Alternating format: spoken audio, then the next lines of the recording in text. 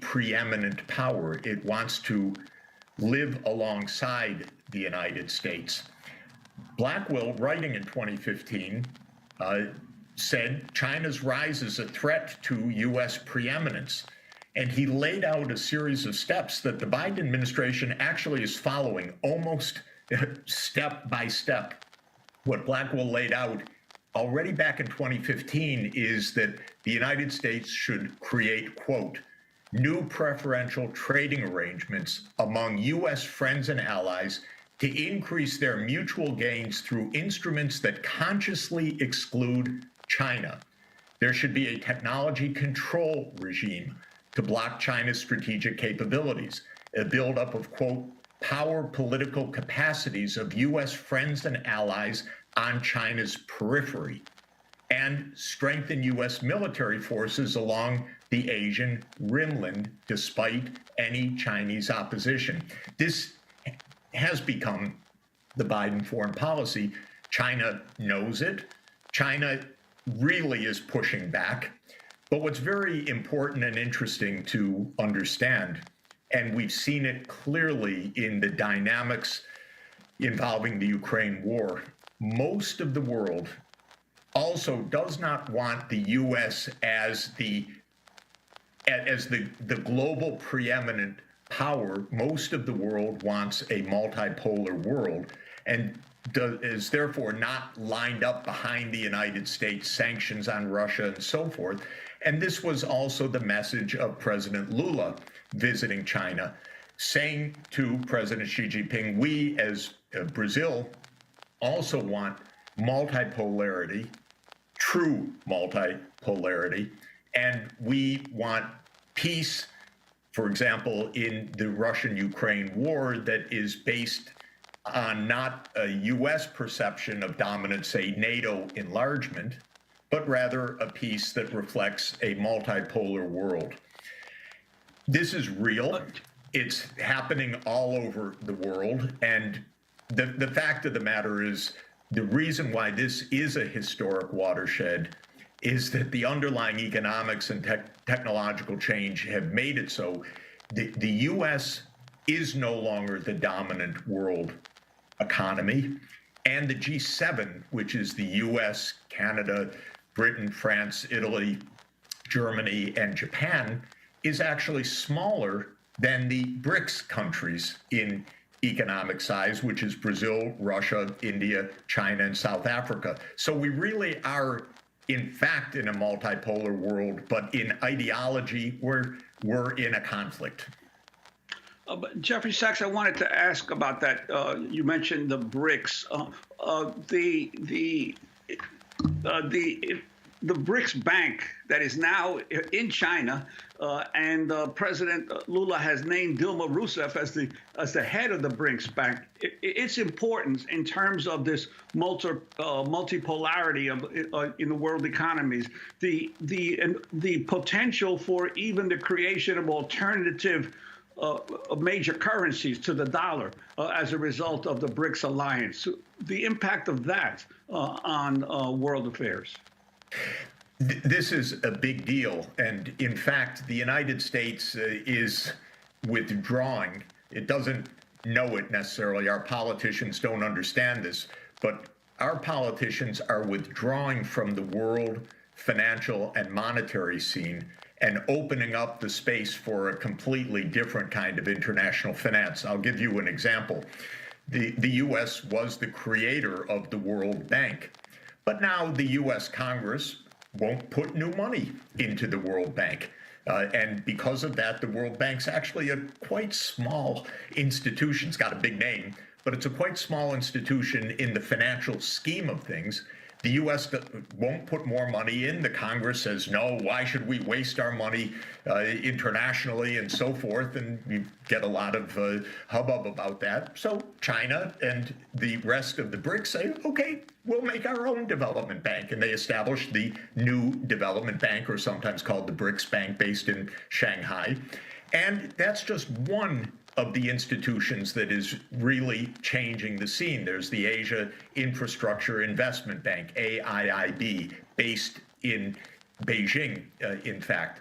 There is, as President Lula said, and it's happening also in the context of the Ukraine war, a move away from the use of the dollar, which the United States has thought, well, that's our ace in the hole. You know, that is our ultimate hold on things because we can use sanctions, we can use our financial control to keep other countries in line.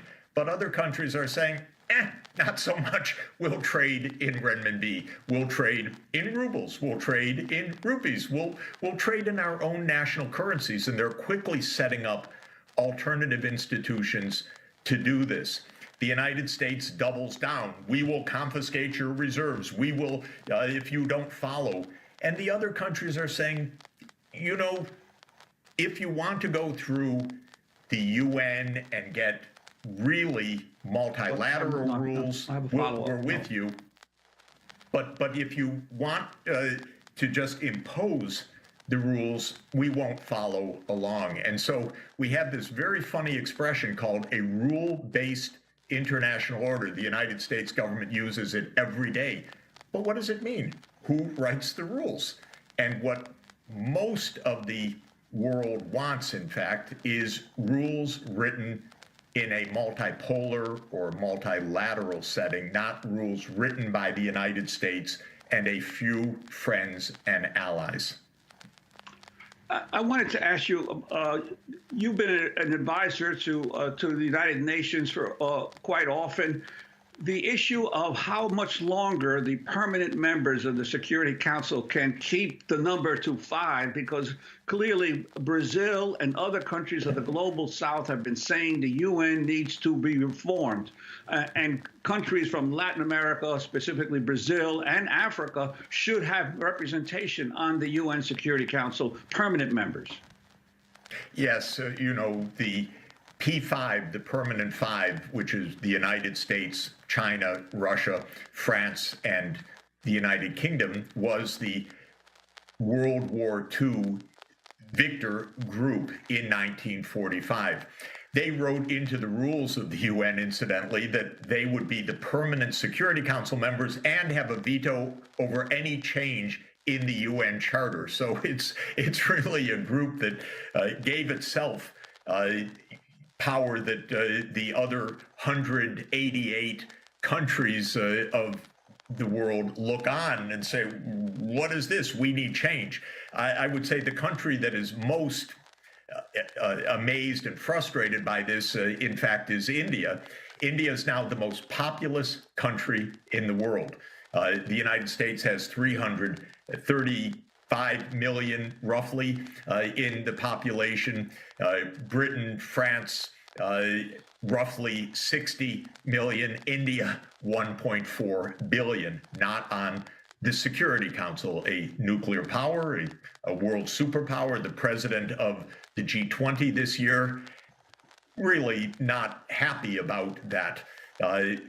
Brazil, the largest economy of South America, similarly not on the Security Council. So this has been an issue for more than 20 years. The P5 in various ways have blocked particular countries, but added up, the P5 have said, you know what, this is our club. We want to stay as the permanent 5.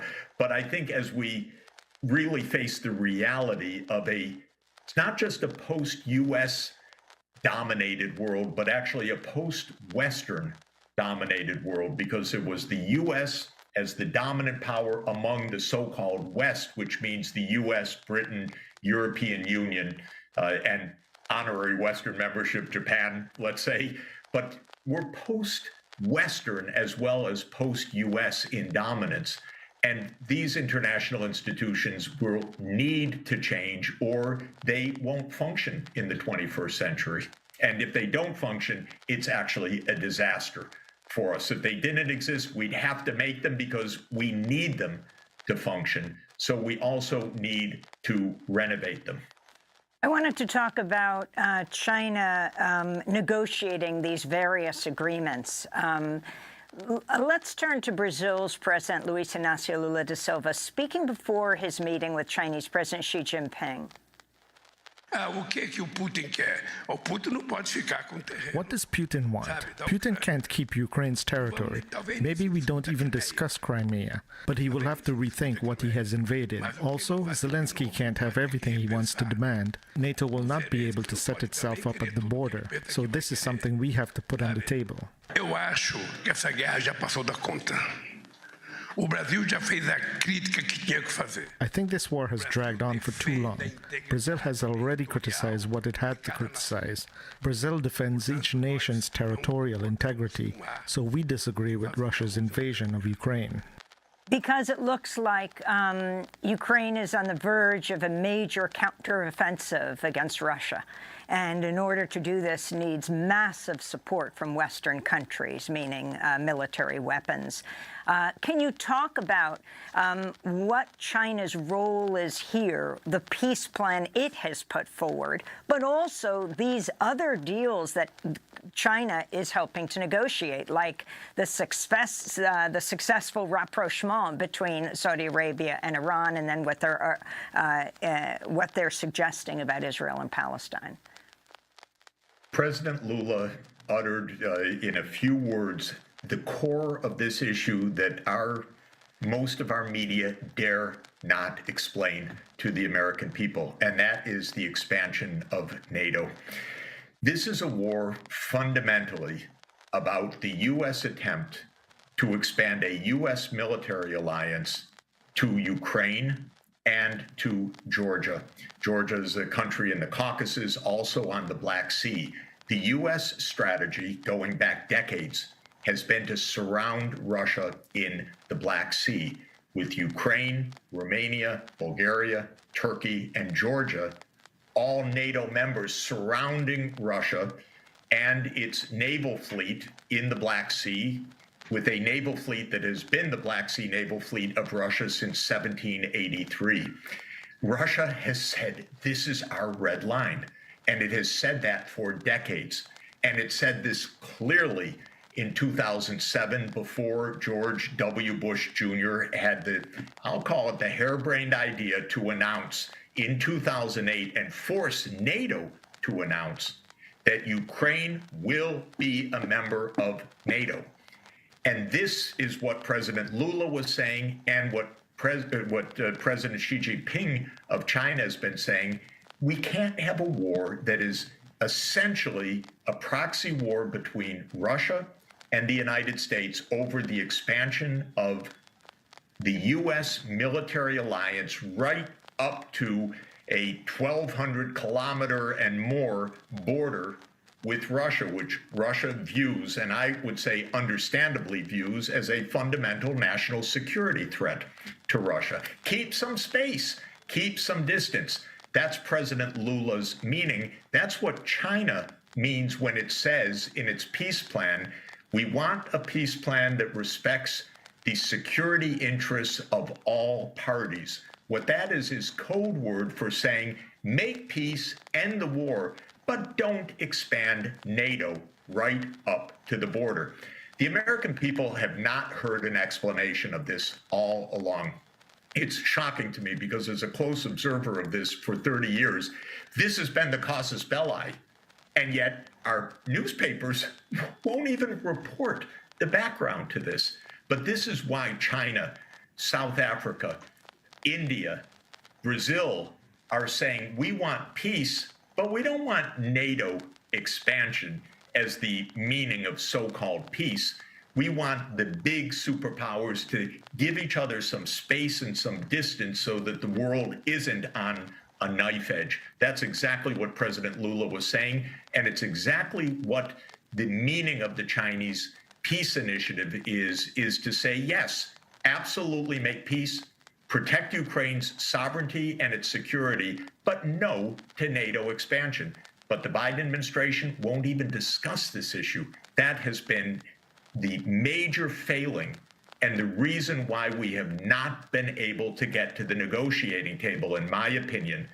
Even when Zelensky said in March 2022, maybe not NATO, maybe something else, Russia and Ukraine were close to an agreement, and the United States intervened with Ukraine and said, we don't think that's a good agreement, because the U.S. neocons, so-called, have been pushing for NATO enlargement as the core of this issue.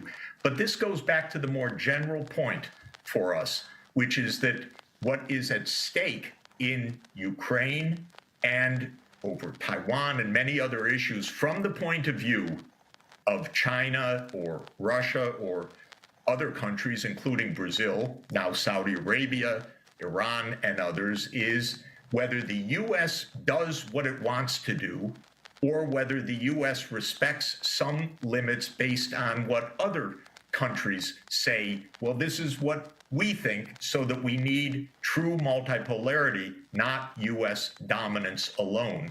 Rules written. Said it was irrational. Frankly, his response was irrational.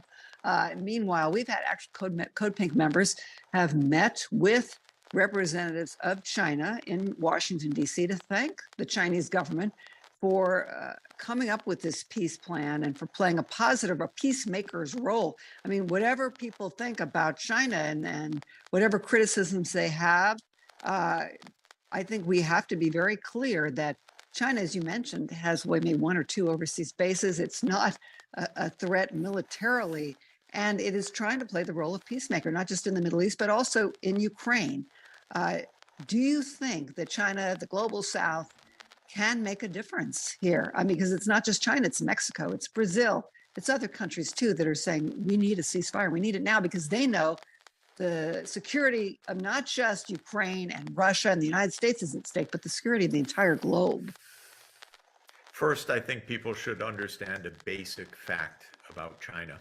China has not engaged in one overseas war in the last 40 years, while the United States has been engaged in non-stop wars. We keep pointing our finger at China. Look at how militaristic. We vastly outspend China on the military. We have surrounded China with military bases. We've been engaged in constant wars. We are trying right now to break the Chinese economy. And then we point our finger like the G7 did in this recent meeting in just a kind of a hate-filled, ignorant session. Look at how evil China is. Look at how evil China is. It's so low level for anyone who really follows this. I was actually myself in China last month. I've been to China so many times over the last 40 years. We're in a propaganda field right now of anti-China propaganda that has no basis in reality. And we're trying to create an enemy there so we can crush China because they're daring to achieve economic development. So this is the starting point. Now, in terms of China's peace plan, it has one crucial point, and it says that a peace agreement should respect the security interests of all parties. What does that mean? That's code for don't expand NATO, because Russia, understandably, regards that as a direct security threat. To have NATO weapons on Russia's 1,900-kilometer border with Ukraine is not what Russia would like. Just like we would not be thrilled with Russian bases in Mexico or in Canada or any place else nearby. That's what Russia's trying to tell us. China gets it. China just uses very Confucian, if I could say, very nice, orderly words, respect the security interests of all parties. And that means to the United States, would you understand what Russia has been saying to the US since Russia was independent December 1991? Don't enlarge NATO. And especially since 2008. My God, not to Georgia. Are you kidding? That's what they've been telling us. And China gets it. And that's why Biden immediately rejected it. Because this is a game. The game is Newland's game to expand NATO to Ukraine. You know, I Okay? think a lot of people don't realize, Jeffrey Sachs, that this has been a long time coming, not just in terms of, beginning in 2004 with the greatest expansion of NATO, but also in 2020, we had NATO recognize Ukraine as what I call a de facto member with this interoperability agreement saying, we're going to integrate our armed forces.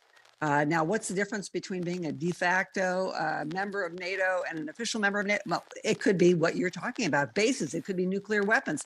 People say, well, Ukraine gave up its nuclear weapons. First of all, they should all give them up, right? We should be pushing for the treaty on the prohibition of nuclear weapons, which NATO emphatically opposes. So NATO, and by the way, if I may just, if I may weapons. just say that under the Nuclear Non-Proliferation Treaty, of which we are a major signatory, we are bound to nuclear disarmament, but we're not even trying right now. So we're not even honoring the treaties that we're in, much less joining the treaties that we ought to be joining. So this is a terrible thing. And by the way, that's a huge budget cost.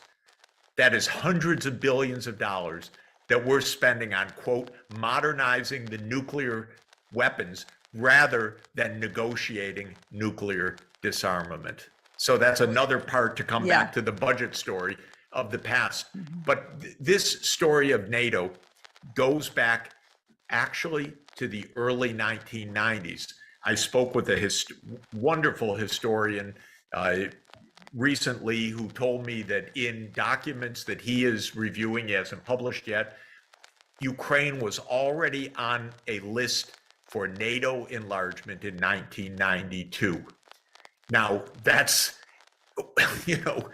years before Putin's anywhere around on this. This is a plan that goes back to the neocons with Cheney and Wolfowitz and Rumsfeld in the Bush administration. So this goes back and now, interestingly, if you look up, it's a fascinating article. Zbig Brzezinski in 1997 in Foreign Affairs magazine. Mind you, this is before Putin's president by years. In 1997, Zbig Brzezinski spells out the timeline for expanding NATO to Ukraine. And he says almost exactly the sequence as it actually happened, because what he was writing in 1997 was not just his ideas, he was writing what was already in the works inside the government. So this is a story that goes back 25 years at least, and it's been hidden from the American people. And they thought they'd get it on a bluff. The real idea of the United States was, what's Putin going to do? We're going to expand NATO, and what's he going to do? And he's going to complain, and we're going to say it's none of your business, and we're going to expand. And that was really their idea. Then Yanukovych got in the way. Yanukovych, president of Ukraine, who said, no, I don't want Ukraine to be in NATO. That's very dangerous. We'll be neutral. Well, the U.S. helped get rid of him. So this is a long, long story. None of it told honestly to the American people. And then if you say it now that this had something to do with the war, try to get it published in the New York Times. You can't. Jeffrey, people say, I've heard this over and over again, and they quote different people, unnamed people, I won't give them the credit here. They say, look, the reason why Putin has not invaded Poland, let's say, is because Poland is a member of NATO. So Ukraine needs this protection. If Ukraine were a member, an official, not just a de facto or interoperability member of NATO, then Putin never would have invaded. That's possible. But you know what? The way we did it, we virtually guaranteed a war. Period. In other words, to say, okay, Ukraine, you're going to join NATO, and the Russians are saying against our border, no. And then letting, as this occurred, they said, you keep pushing this, we're going to have war. And the war started in 2014 because the safety for Ukraine was when Ukraine was saying, we don't even want it. Stop. Don't get us into the middle of this war between the two of you. So the fact of the matter is this: NATO enlargement was completely unnecessary and provocative all the way back to the 1990s. And then we saw in But- 2019, but just to Ukraine say- embedded in its constitution this vow to join NATO. Just to say, even the first round, which was Poland, Hungary, and the Czech Republic, the Russians hated it, but it didn't cause a war. That's far from their borders.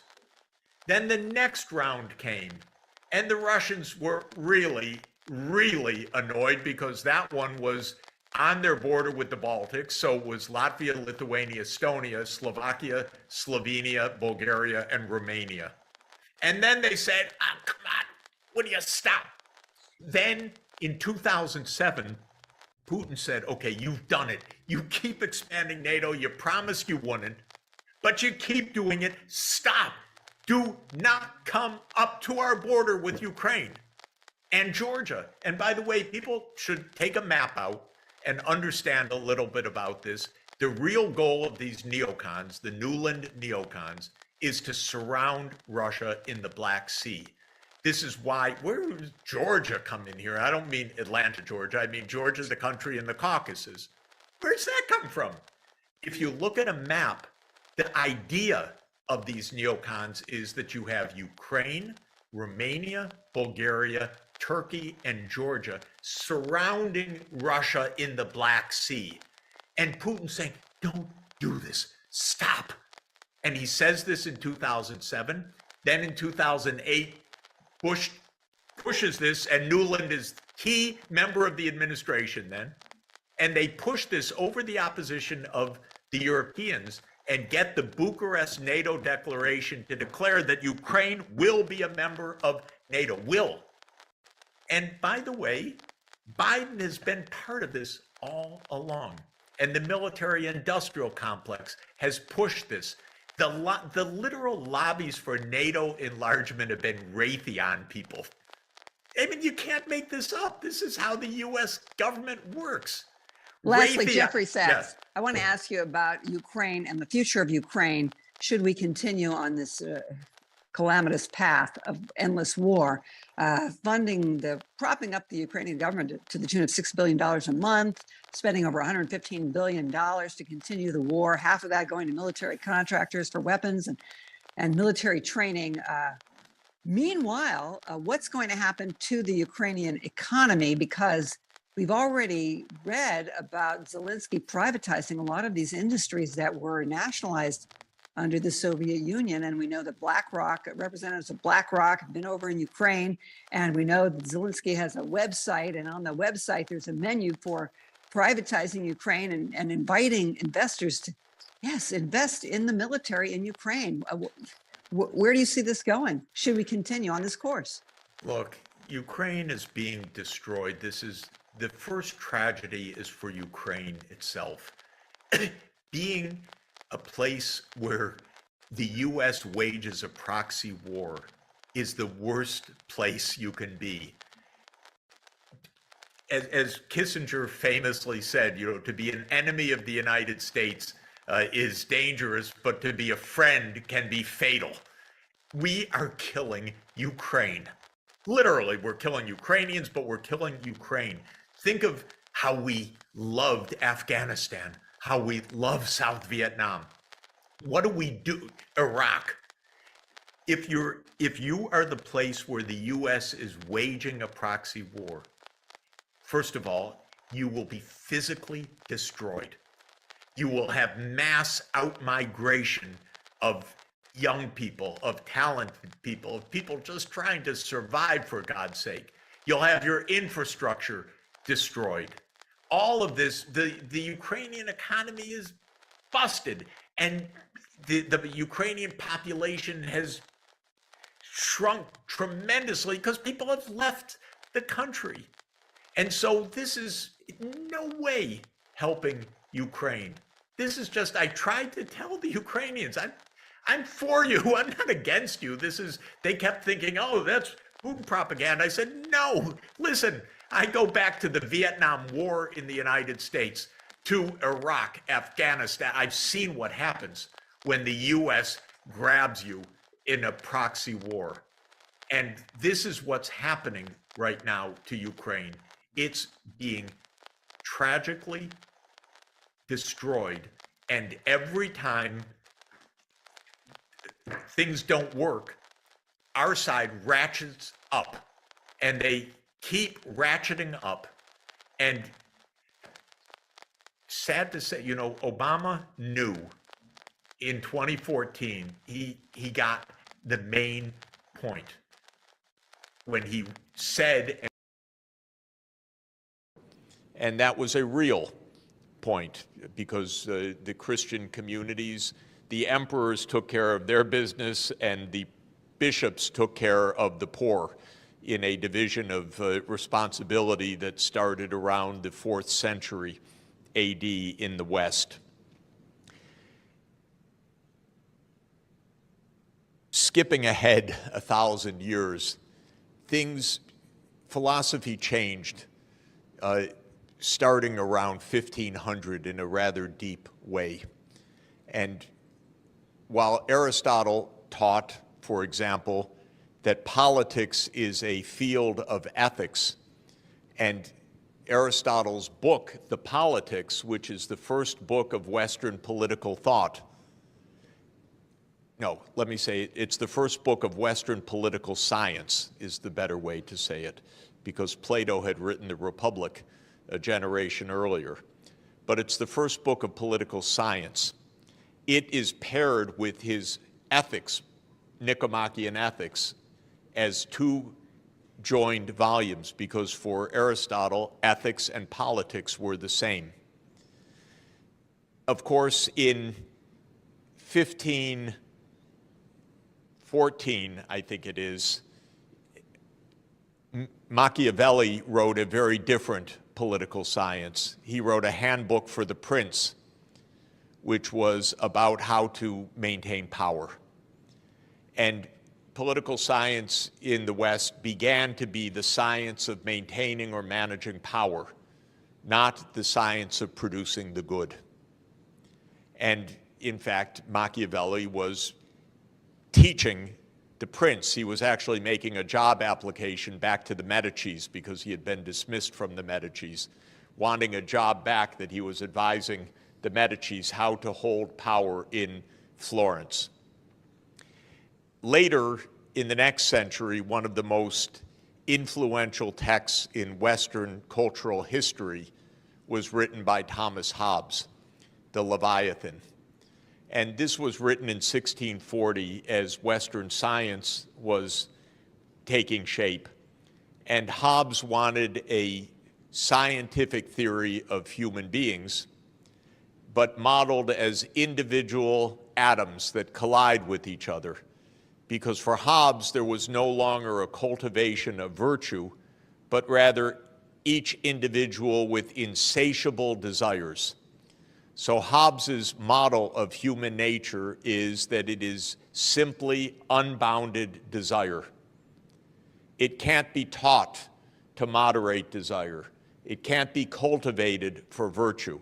It is individualistic and it is insatiable. And so Hobbes said, unless there is an overarching power, people will kill each other. And so we need a Leviathan, he said, to stop human nature from committing non-stop violence. It was a very pessimistic view of human nature, but notice the main point is no longer was there any idea of developing virtue. That was deemed to be impossible. Instead, one needed institutions to reflect harsh reality. This is the flip of philosophy. It's no longer about cultivating the good. It is about controlling the bad. Then interestingly and importantly,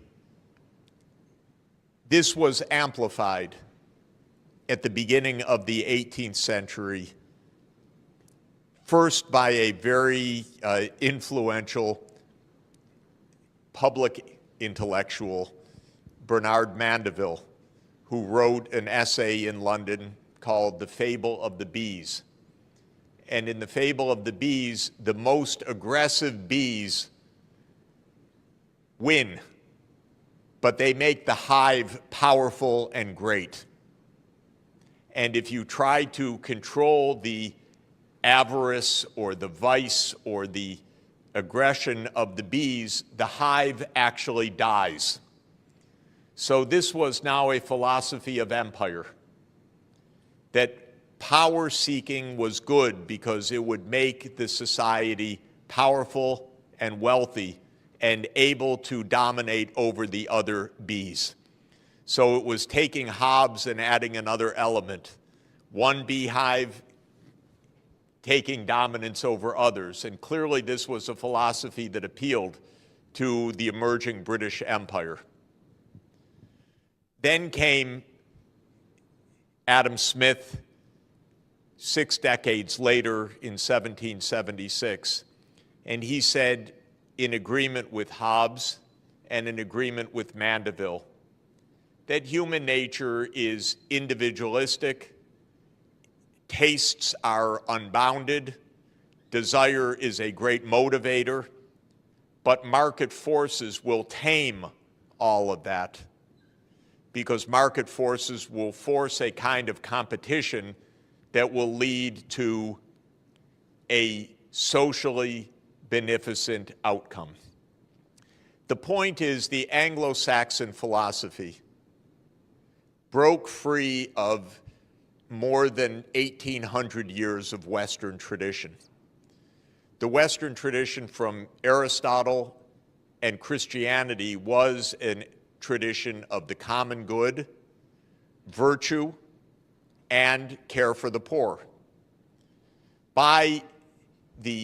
With the rise of the British Empire, the philosophy became the benefits of power as a philosophy. And then even the idea that this would lead to, quote, the common good. But there are two more steps that are important to state. The poor became an enemy because now they were a drag on society. So John Locke, one of our most esteemed philosophers, wanted very harsh treatment for the poor so that they would not be burdens on society. And then came Malthus.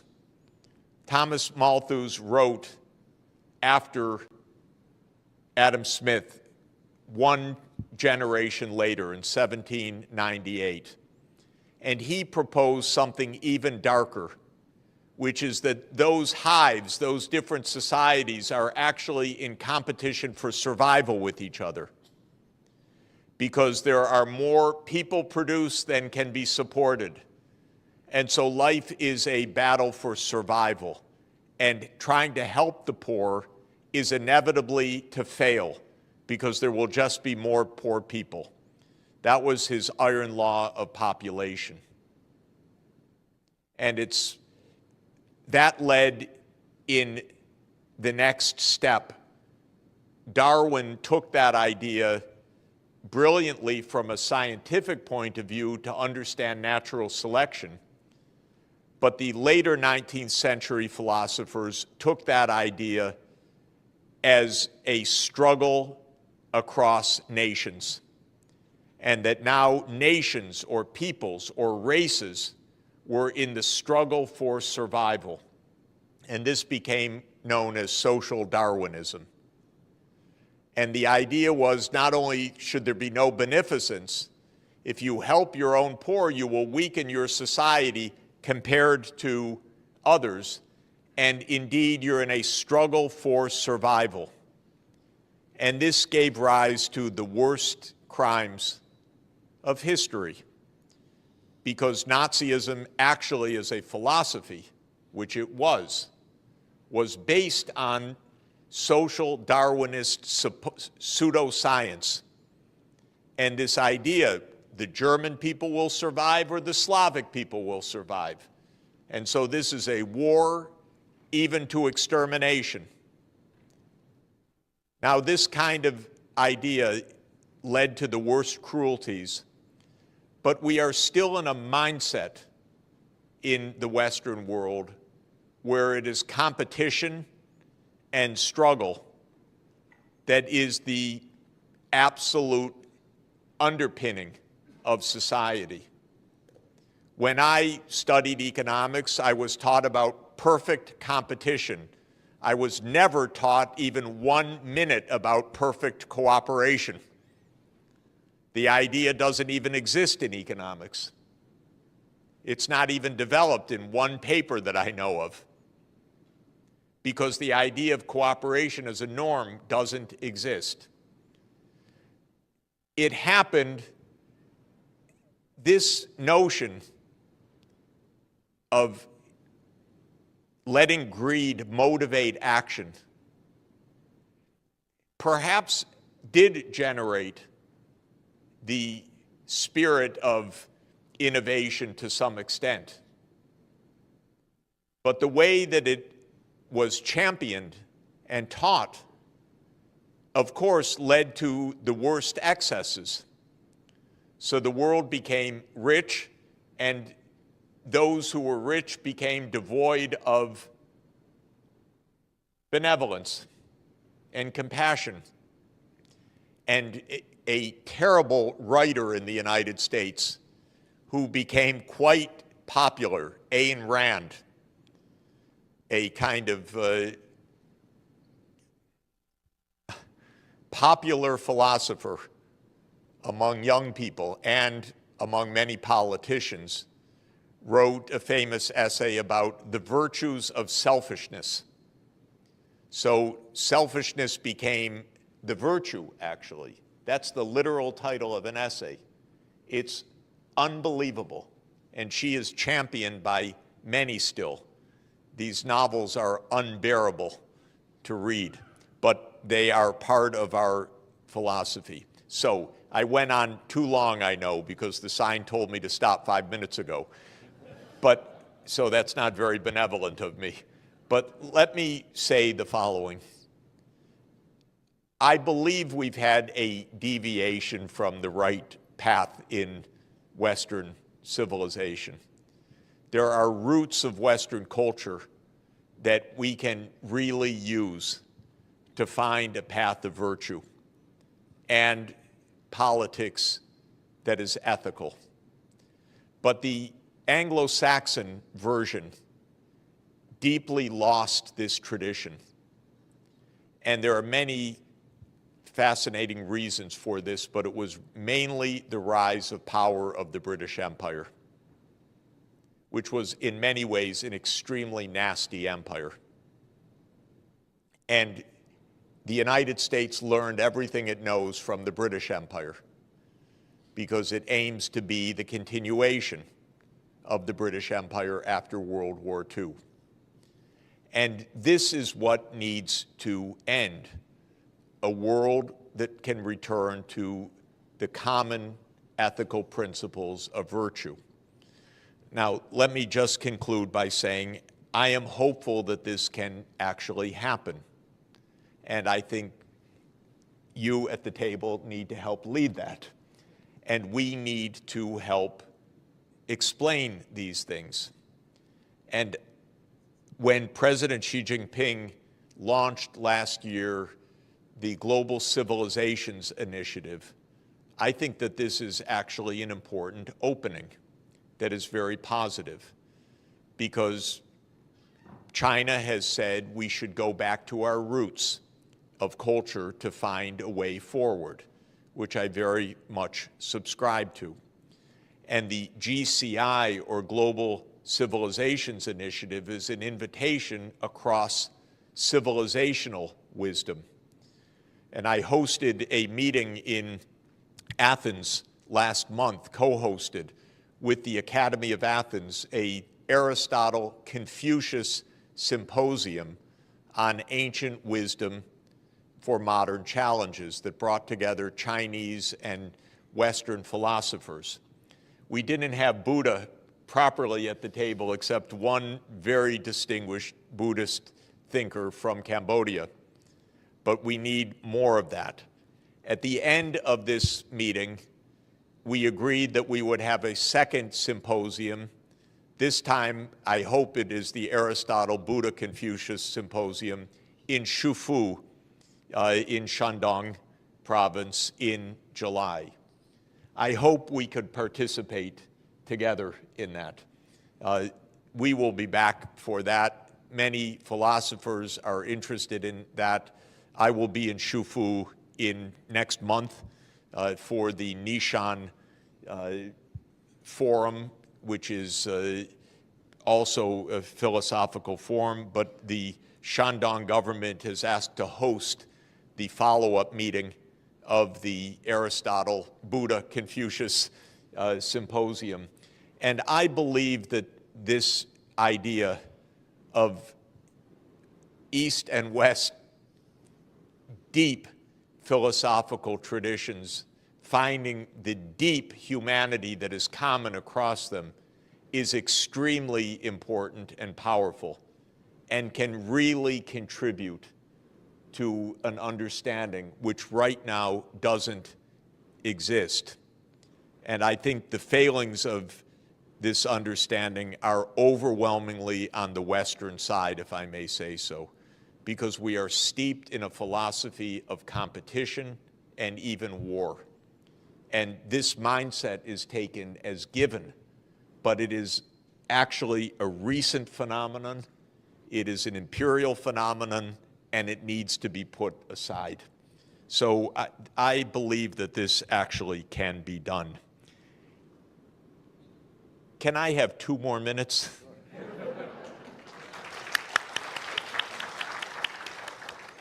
Because I want to talk about net zero by 2050. And first to say how much I admire what Dr. Shaw proposed, and is the book in English also, or in Chinese? Okay, we're going to have to get me an English translation somehow, if we can, but I'm very eager also to read your forthcoming paper. Let me add a couple of things that I think are central, but I think they're already exactly in your climate club idea. It is not possible to reach net zero one country at a time, least of all for an island. We need an interconnected energy system, region by region, because if you are tapping renewable energy, it's intermittent. So it's sunny here or windy here. This needs interconnection. And East Asia should be interconnected in a common grid. There is a mainland China program called GuideCo, Cooperation Organization, that is the China State Grid engineers who are doing analytical work on interconnecting regional grids for Africa, for South America, for North America, for Europe, and for Asia. This is very important work. Taiwan should be connected to the mainland in a power grid. And the mainland should be connected with Mongolia, and it should be connected with the ASEAN countries, and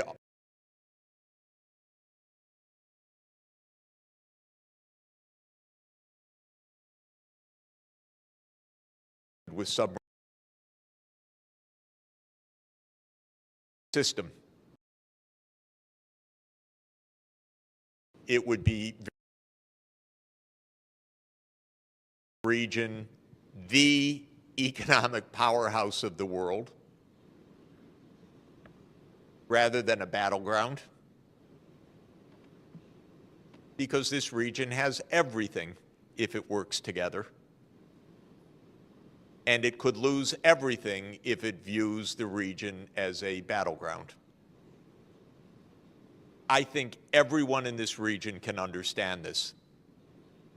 The only one that does not is my country, actually. But the U.S. needs to be told, let us solve our problems. we know how to discuss. Don't meddle, because you will make a mess. This is actually the truth. This is true about Japan. It's true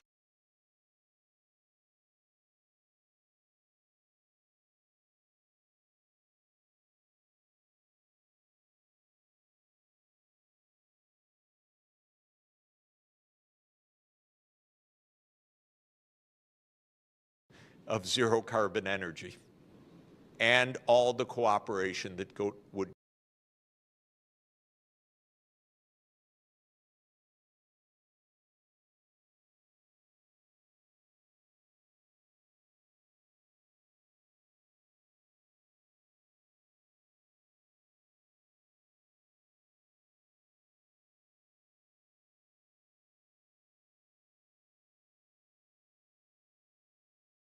the regional cooperation, the regional structure, and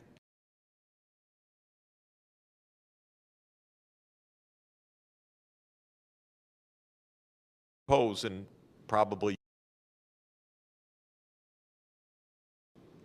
roadmaps that show the physical interconnectedness, what technologies, where, as I've been saying,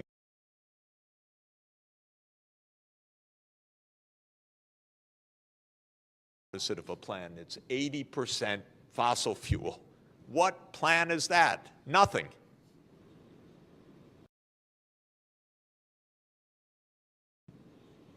Please, don't encourage them. So show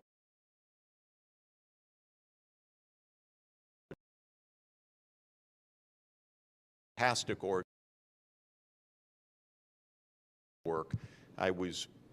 Sonia and I were just in Beijing with them a couple of days ago. We'll come back for a meeting that they're hosting on September 26th for a worldwide meeting on energy interconnections. I think that this is really absolutely at the core. So I agree with everything that you said, and I think that it's absolutely the way forward. And in that polycentric world, there's a concept which I find very useful. It's a concept adopted by the European Union, but a concept that actually started with the Roman Catholic Church, and that is the concept of subsidiarity, which is that we need governance at all levels. So we need global governance, regional governance, national governance, local governance.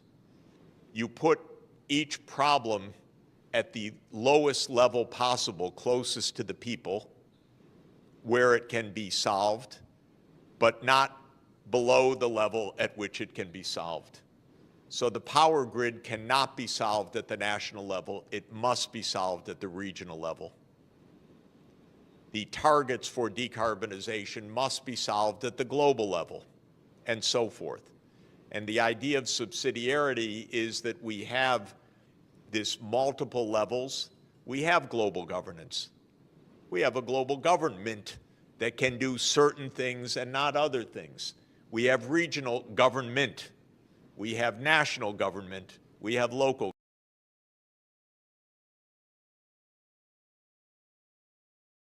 Talked about is environmentally destructive, because the much vaunted economic processes don't take care of their physical byproducts.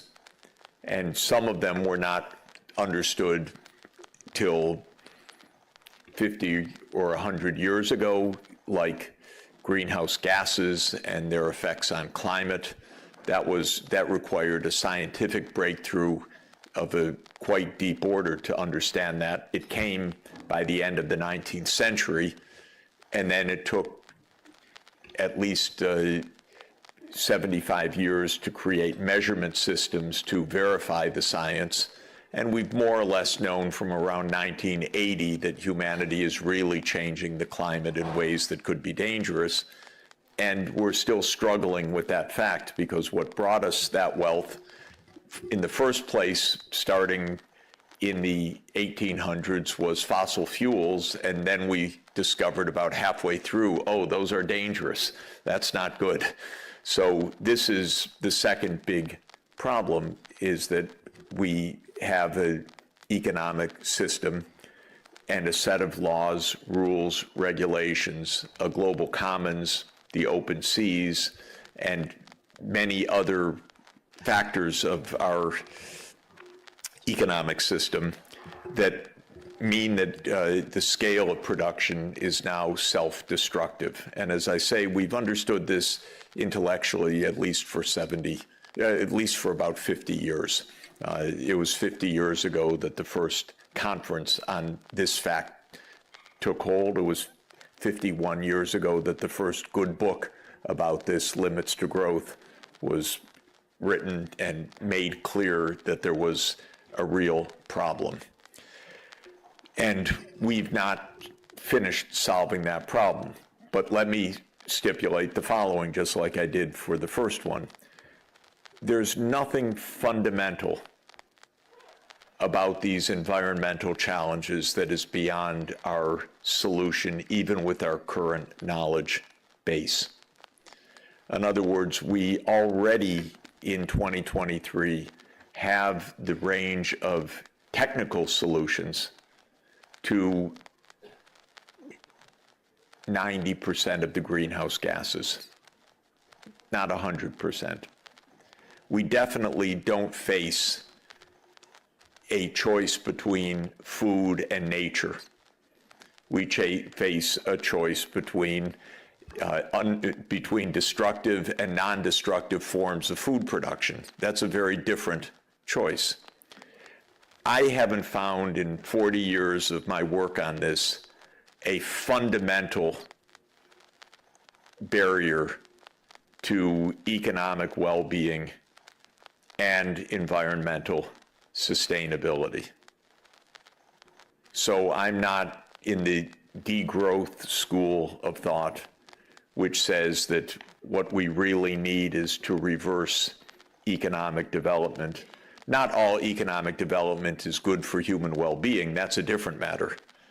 But I'm not of the school of thought that says we've created a kind of society that is completely inconsistent with our environmental necessities or our environmental well-being or health.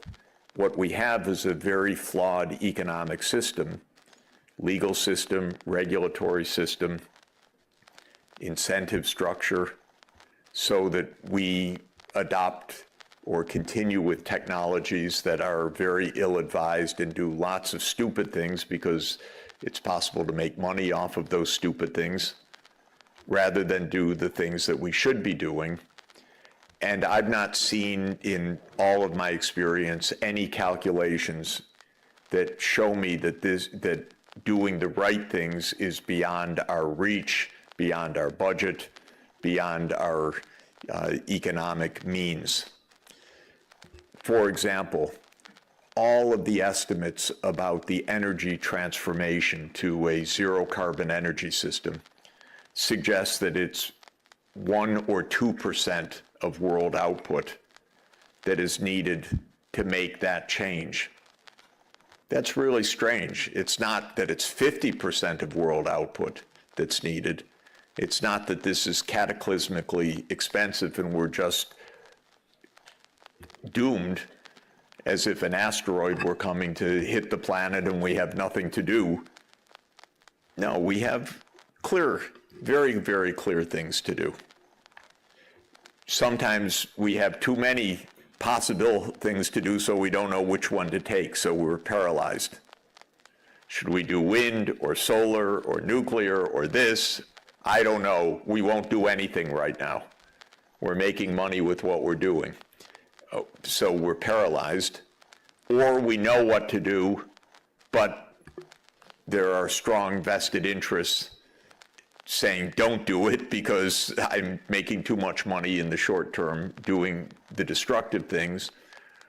Or it just is complicated and hasn't been thought out properly because this is something absolutely new. It was rather straightforward to build a coal plant, but it's not so straightforward, perhaps, to build offshore wind or solar fields or something else because of storage or other issues. So there are just complexities. But that's the second big category of challenge that we face, which is this economic, environmental collision course, which again needs analysis and then needs to ask, how deep is the problem? And for me, and how solvable is the problem? So the climate crisis is very deep, but it's also rather solvable. And there are some puzzles, definitely. What should big ocean tankers run on? Should it be hydrogen fuel cells? Should it be ammonia? Should it be hydrogen combustion? I'm not an engineer. I've heard the arguments from the engineers. I want them to fight it out. I want them to try different approaches, but clearly we should be trying these technology lines. The third big challenge, which is a challenge of time immemorial, is that we seem to have a very hard time to stop killing each other. So war becomes ever more dangerous because the weapons become ever more destructive. And now we're technologically so smart that we figured out how to destroy the whole humanity. Damn it. If we weren't so smart, we wouldn't have this trouble. But a few geniuses figured out you could make nuclear fission work to make a bomb. By the way, there were probably 50 people in the world that understood that. And they figured it out, and then they gave it to a world of idiots. So we have a lot of dumb people who are in charge of nuclear weapons, and they were made by a few geniuses. That's our problem. So this is our third issue, which is how to stay peaceful and cooperative. To my mind, these are the three big issues that we face, which is how to be fair and decent to people who are suffering, how to make sure that we're not self-destructive because our economic system is actually a complicated set of incentives that doesn't get things right. And there's no magic in how we have organized our economic life to handle issues like greenhouse gases, which weren't in Adam Smith's Wealth of Nations and are not part of the things that a free market can solve, and so forth. And the third is this interminable problem that if you read human history, we've been fighting with each other most of the time. But there are also glimmers of hope that there are long periods of peace, and we also have institutions for peace, just like we have institutions for war. One of the things that makes me quite optimistic about China's rise is that China has been much more peaceful in its history than just about any other region of the world. And the amount of interstate war of China over the last 2,000 years is actually quite low. It's basically been wars of pastoralists coming from the north and sedentary farmers trying to fight them off. And that's been most of China's wars for 2,000 years. If you look at Europe's wars, it was just kill each other across the divide for 1,000 years, nonstop. So China at least has a peaceful tradition, and I think it fits actually with this idea of harmonious society, with the idea of global civilizations and so forth. I'm quite an optimist, I have to say, about that, because I think it actually there's a deep rootedness. So that's all we have to do. End poverty, protect the environment, stop killing with each other. All right? So, thank you. No, okay. So, no. So what do we do? To my mind, the basic thing is we should think hard about each of those things and then come up with plans. That's the most basic idea. That sounds so dumb. Why am I saying that after 40 years? Don't I have anything more intelligent to say? And the thing is that the way that our social systems work is not to think and then solve these things. And that's very interesting. Our economic system is designed around a different principle, which is let people do what they want, get rich, go find your job, go buy what you want, but not solve problems. So in economic land, it's not oriented towards solving problems. It's oriented towards doing your thing. Businesses are supposed to go make profits, and we're supposed to be good consumers, and we're supposed to be smart in the job that we pursue. But at least in market economics, which became the dominant ideology of the Anglo-Saxon world and then the world, it isn't to solve problems, it's go do your thing.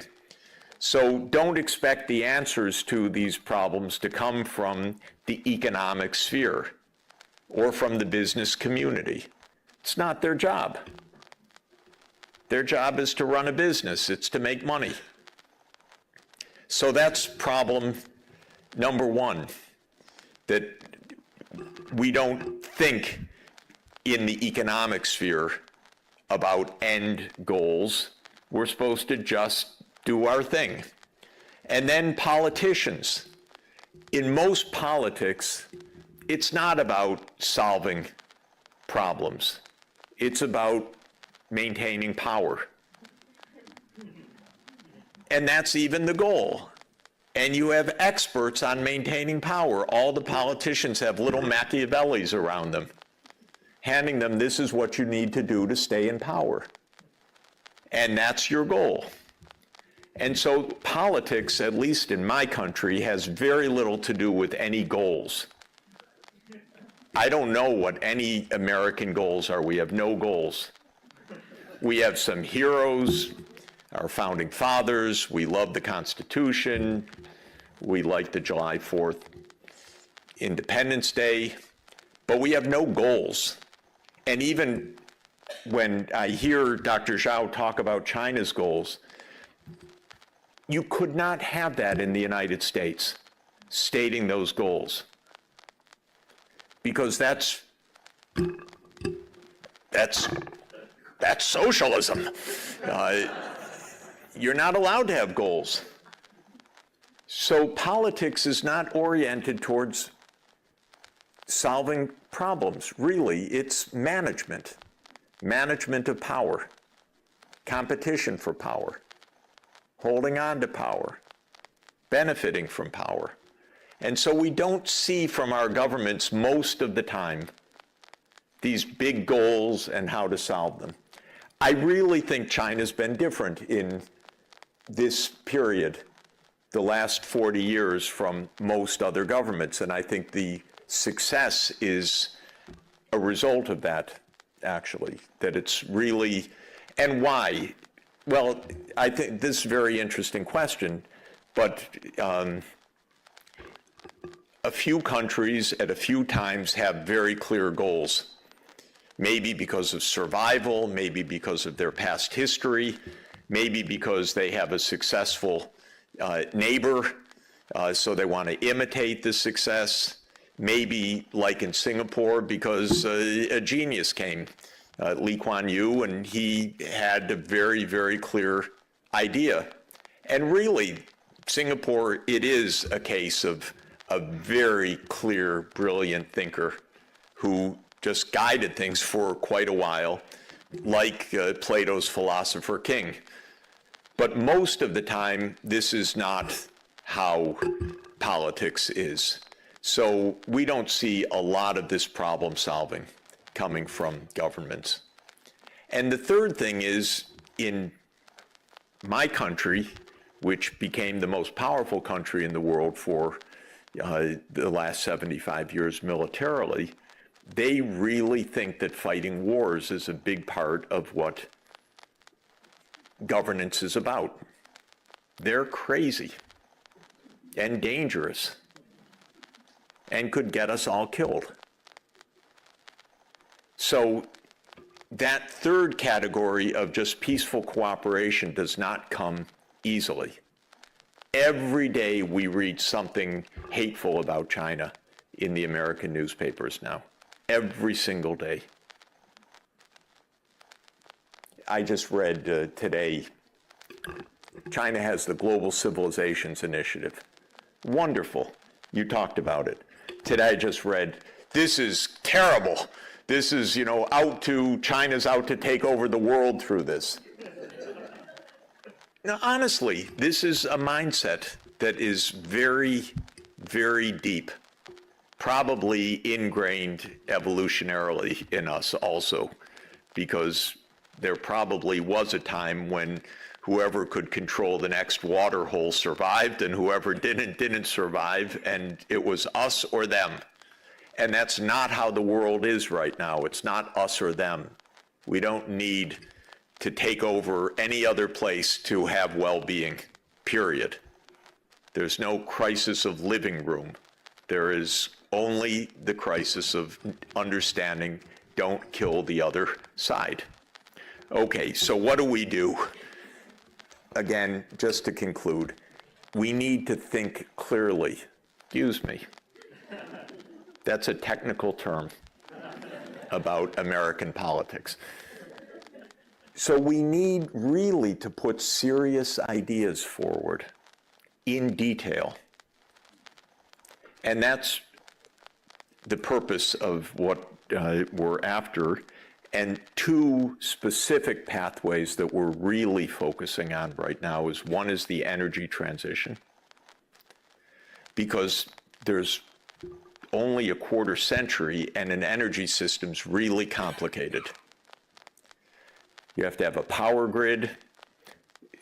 We have to convert all the vehicles to electric or to hydrogen or to some other non-emitting source. The building sector has to be far more efficient. Industry emits a lot of greenhouse gases. Deforestation. In other words, all of the getting to net zero is quite a complicated challenge with lots of moving parts, and it's a lot of money. Not more than an energy system costs, but an energy system is trillions of dollars a year, and so it's worth getting right. So that's the first of the pathways. And the second is the land use and ocean use, because we're really so close to destroying everything irreversibly. When the species is lost, it's never coming back.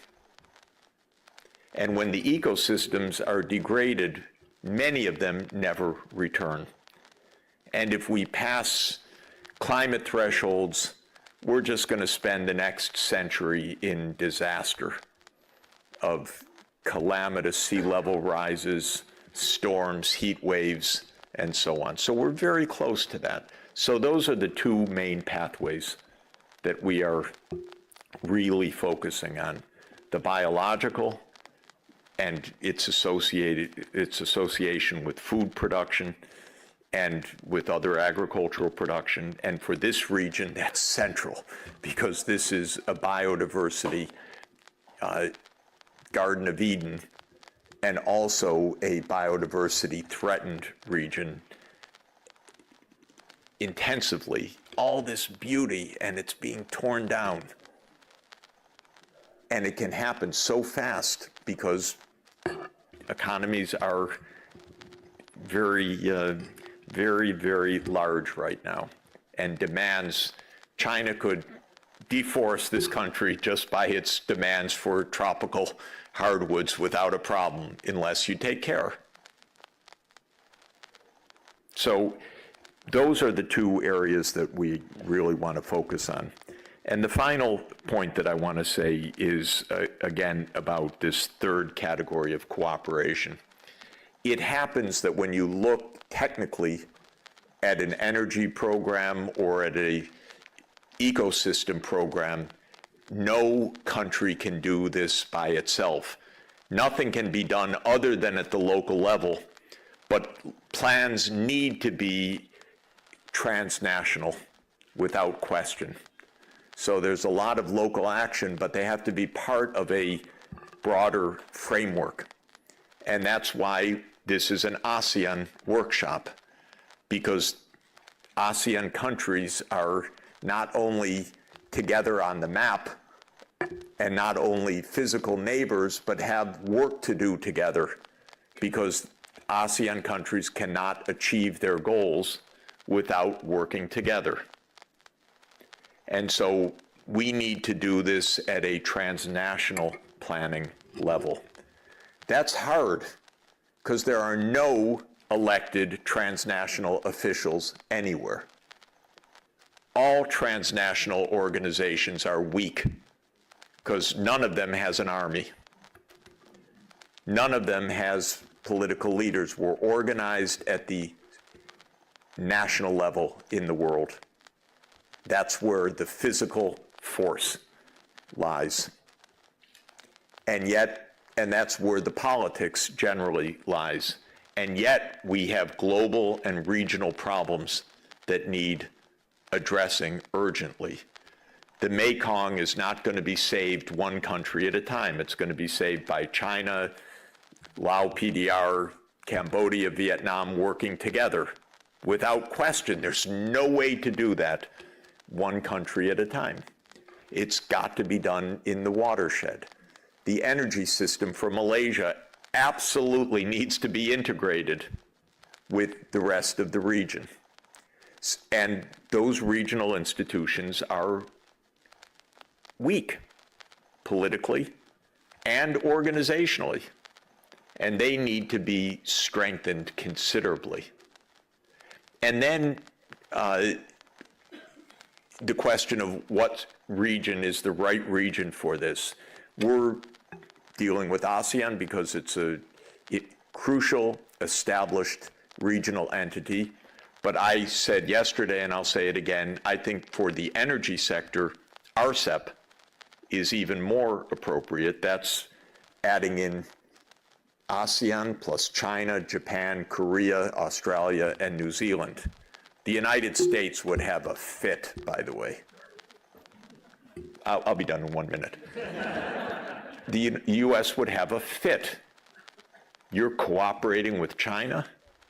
Well, my strong advice to you is cooperate with China closely. And my strong advice to Australia is don't build a submarine base, cooperate with China. And let's not waste money on nuclear submarines right now and raise the tension more. So my own advice is that broader group, and I hope India joins that group, and then we've got a lot of the world together in a way that could actually solve the problems. So sorry for the long rambling, except I believe that all of these problems are solvable.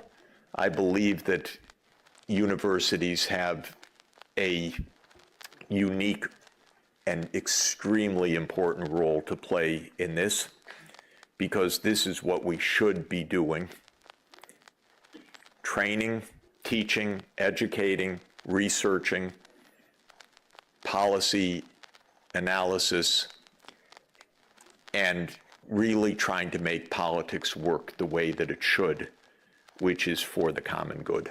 Thank you. Yeah, we are placing missiles nearby you in Poland and Romania because we unilaterally abandon the anti-ballistic missile treaty, but we're peace-loving, and of course we're going to move NATO right up to your 2,300-kilometer border, and not just in Ukraine, but we're going to do it in Georgia. Fascinating, by the way. People, please take out a map and look up Georgia, not the one next to Florida, but Georgia in the Black Sea, on the eastern boundary of the Black Sea, because that country is not a North Atlantic country. So why would it ever be in NATO? And yet the United States wants to push NATO to Georgia. And if you look at a map, I can explain in 30 seconds why that is, because the intention of the United States is to surround Russia in the Black Sea. Ukraine, Romania, Bulgaria, Turkey, and Georgia creates an encirclement. And Russia's naval fleet, the Black Sea Warm Water Naval Fleet, is in Sevastopol, Crimea. And it's been there, by the way, since 1783. And there was already one major war in the 19th century between 1853 and 1856, where the British had the idea, get rid of that naval fleet.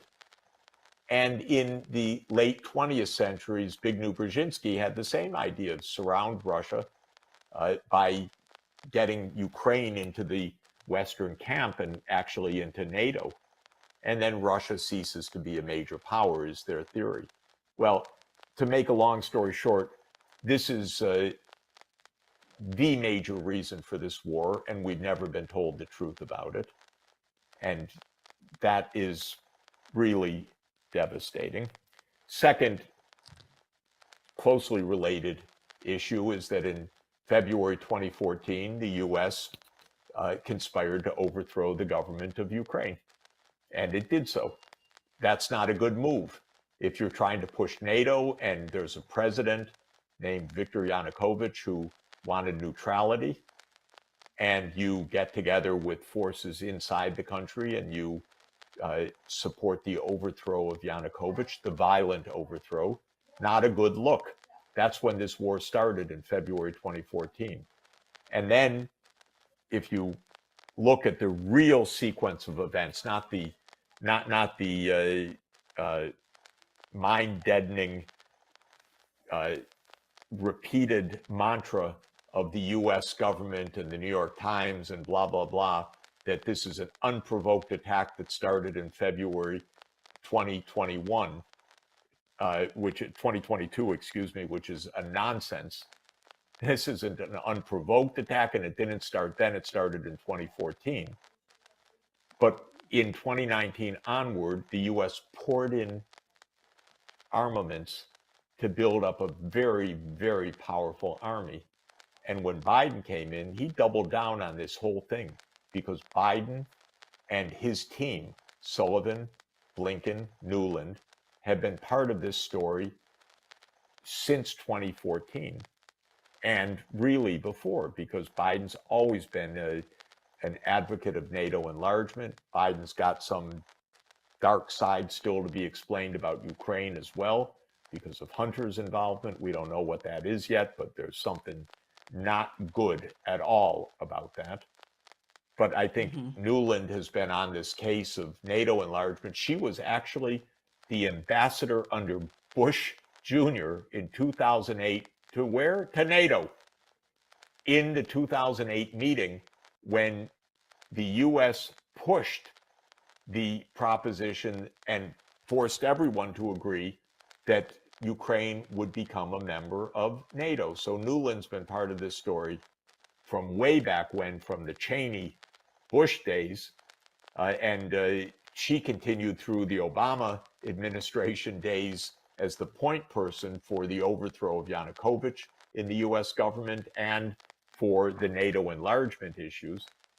And then we started arming Ukraine heavily, especially in the late 2010s. And then Biden really doubled down when he became president and repeated actually in several high-level processes that Ukraine will become a member of NATO. And to bring us to today, and just to conclude, on December 17th, 2021, President Putin tabled a Russia-NATO security agreement in a draft based on no more NATO enlargement. And I happened to call the White House after that, said, avoid a war, negotiate. It's not even a concession. Why do we want NATO in Ukraine? It's going to provoke disaster. And I was told, oh, don't worry about it, Professor Sachs, but we'll never negotiate over NATO enlargement. It's none of Russia's business. And I said, none of Russia's business? Are you kidding? It's their border, 2,300 kilometers. How can it not be their business where the American military alliance is? But we are so arrogant that we treated it as if don't have to talk to Russia about it. Then as soon as this special military operation was launched in February 2022, Zelensky said, okay, we could be neutral. And they actually exchanged documents, drafts, and negotiated a peace arrangement a year and a half ago in March 2022. And I talked to the negotiators, by the way. I talked to the mediators, the Turkish government, in detail. And you know what happened? The United States came in and told Zelensky, no, you don't agree to neutrality. You fight on. We have your back. You're going to win. You defeat Russia. Okay, now there are hundreds of thousands of Ukrainians dead. This counteroffensive of June, July, August, and September is a killing field. Ukraine doesn't have the weapons, the manpower, the training, the air cover, the artillery to do this, even if it were desirable to do. They don't have it, so they're getting smashed. And Biden doesn't have the gumption to say, you know, this was a terrible blunder. We need to agree that NATO won't enlarge and save Ukraine, but rather, oh, we're all with you for as long as it takes, meaning how many more hundreds of thousands of Ukrainians dead as long as it takes? Oh, come on, I'm 68 years old. I know what it means as long as it takes. It means some moment the U.S. leaves. That's what it means as long as it takes. With a lot of dead in Ukraine, in a country that has been absolutely pummeled by artillery nonstop, basically, on both sides since February 2022, but with a lot of shooting and killing that took place since February 2014. This is terrible. This is destroying Ukraine. This isn't protecting Ukraine. And so this is the real story. But again, the government lies to us. We don't get to debate it. And if you say it, you know, you're a Putin propagandist, you're called. But I have written an op-ed in the last couple of days that I've put online where the Secretary General of NATO himself, someone I know quite well for a long time, Jens Stoltenberg, said when he was speaking in the European Parliament that Putin went to war to stop NATO enlargement. But we don't have to negotiate with him. Well, great favor to Ukraine. It's interesting. I'm just looking at this map from what you're saying, and yeah, NATO has nearly successfully, completely cut Russia off from various bodies of water. I mean, you've got the Black Sea, what you're mentioning, and if they could get Georgia and the rest of Ukraine, you know, then they'll have every other area around that Black Sea, the Baltic Sea as well. They've cut them off from the Baltic Sea with Finland. These are choke points. Yeah, right. Why do you think they're trying to do that? Why cut them off from the Black Sea or the Baltic Sea? I'm curious if the Caspian Sea is next. I mean, is that what you think they're going to go after that one as well? Look, I don't know if you have used to play Risk. You know that board game? Yeah. It was a board game of my youth. The idea was to have your piece on every part of the world map. Then you had taken over the world. Well, that's the neocon vision. They're playing risk at the expense of vast numbers of deaths in many parts of the world. They want to have the U.S. military or subservient governments or supplicant governments or pliant governments everywhere on the map of the world. And this is pretty relentless. And it's kind of manifest destiny writ at the global scale. It used to be at the continental scale. Nothing can stop us. We take over all of North America. Native Americans notwithstanding, and so forth. This is manifest destiny at the global level. The only problem is others don't quite share this idea, and we are getting in an awful lot of wars, and they're very dangerous, very dangerous. This is a war with a nuclear superpower, and obviously a very powerful military. And Russia has 6,000 nuclear warheads, and they're gunning after China, at least a lot of politicians in Washington. I think in the last few weeks, Biden is trying to pull back a little bit, I think, from the brink, but scared always of his right flank that he'll be attacked for being soft on China and so forth. But there are a lot of hardliners on China that seem really to be preparing for war. Can you imagine anything more reckless, stupid, unnecessary, potentially Armageddon than that? I can't. So all of this is mind-boggling to me, but the basic answer to your question is no rational reason other than that they think they're playing global hegemon and they need their piece on every part of the map.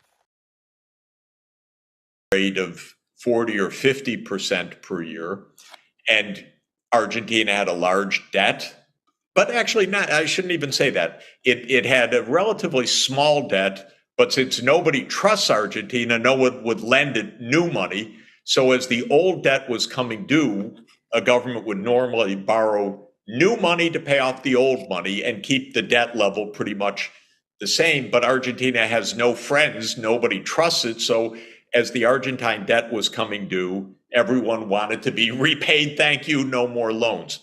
So I was trying to help, since part of my work over the last 40 years has been in economic emergencies, and I helped them negotiate arrangements with their bank creditors, and I helped them negotiate arrangements with the International Monetary Fund.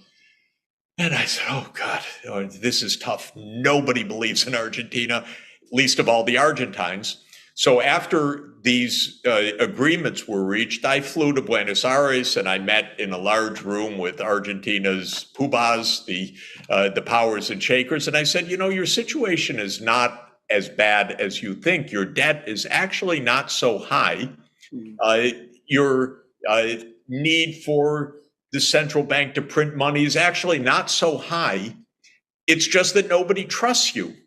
So if we could regain trust, believe me, you know, your balance sheet is actually better than the US government. It's just that in the US, everybody uses the dollar, so you could run big budget deficits. But Argentina's budget deficit was smaller than the US, and Argentina's inflation soared because everyone was always ready to run out of the peso. Okay, so I said, just rebuild trust.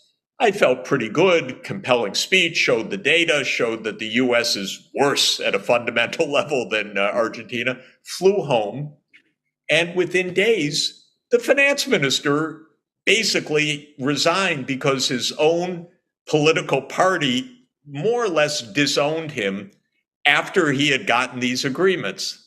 Oh my God, okay, he's gone. Inflation soars again.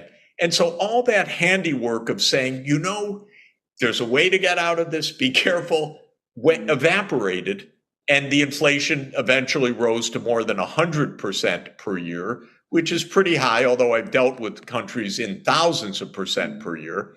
But it was sufficiently high that the Argentines said in this election, we don't want to hear anything about any standard politician. We want something completely new. And the incoming president promised something completely new, specifically to adopt the dollar.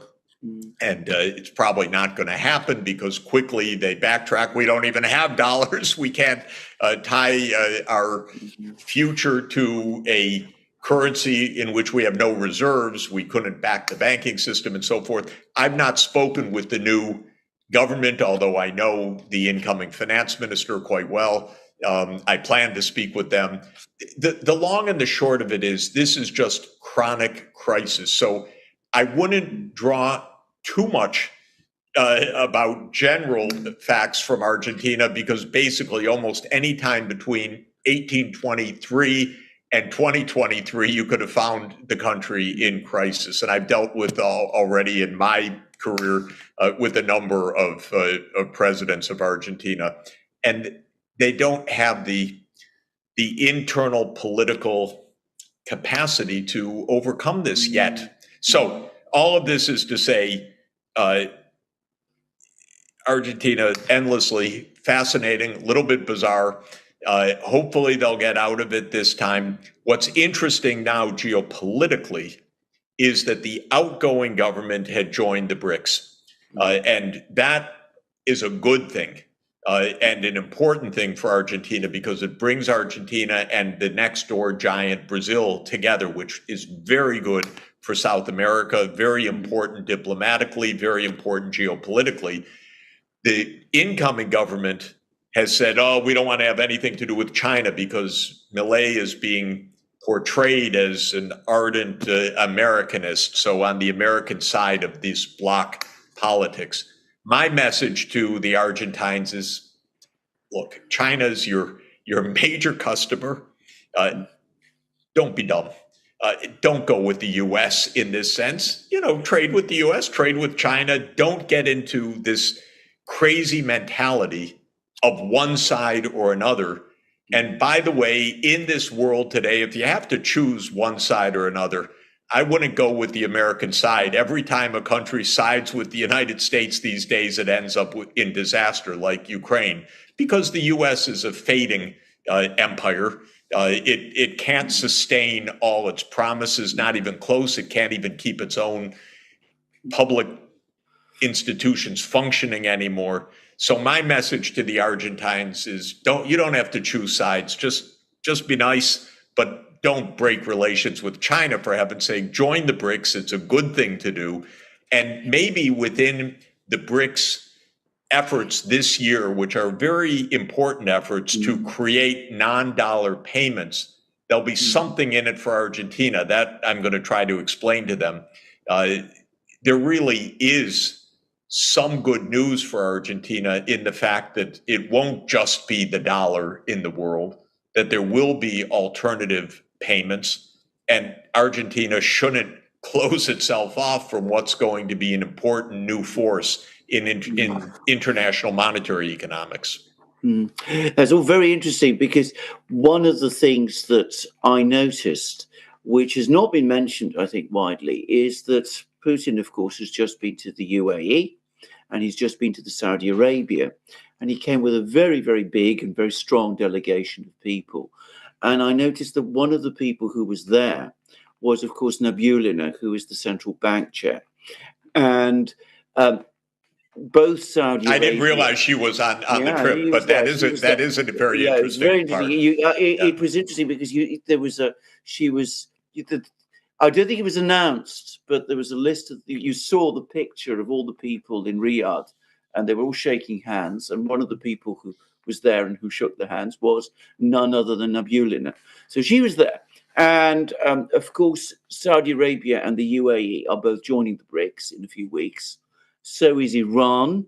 The Iranian president has just been to Moscow. He's had discussions there with Putin.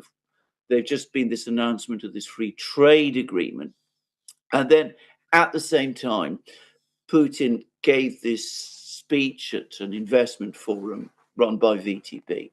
And a disproportionate amount of that discussion was about the financial architecture. He was saying that, in fact, that seemed to be the most important thing, that, the finance, you need to get the financial architecture right domestically in order to move forward. but he was also talking about the new financial architecture. And he said some very interesting things about how the existing financial architecture, which is Western based, is becoming outdated and obsolescent, also in a technological sense. So you have Navulina there in all of these meetings, and she's presumably talking about all of these matters. She seems to be very interested in them. And she's talking with the big oil producers. And Iran is also a big oil producer.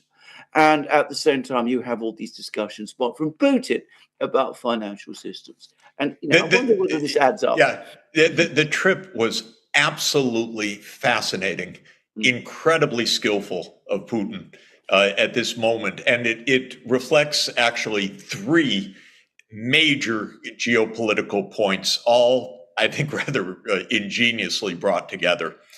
One of them is OPEC Plus, of course.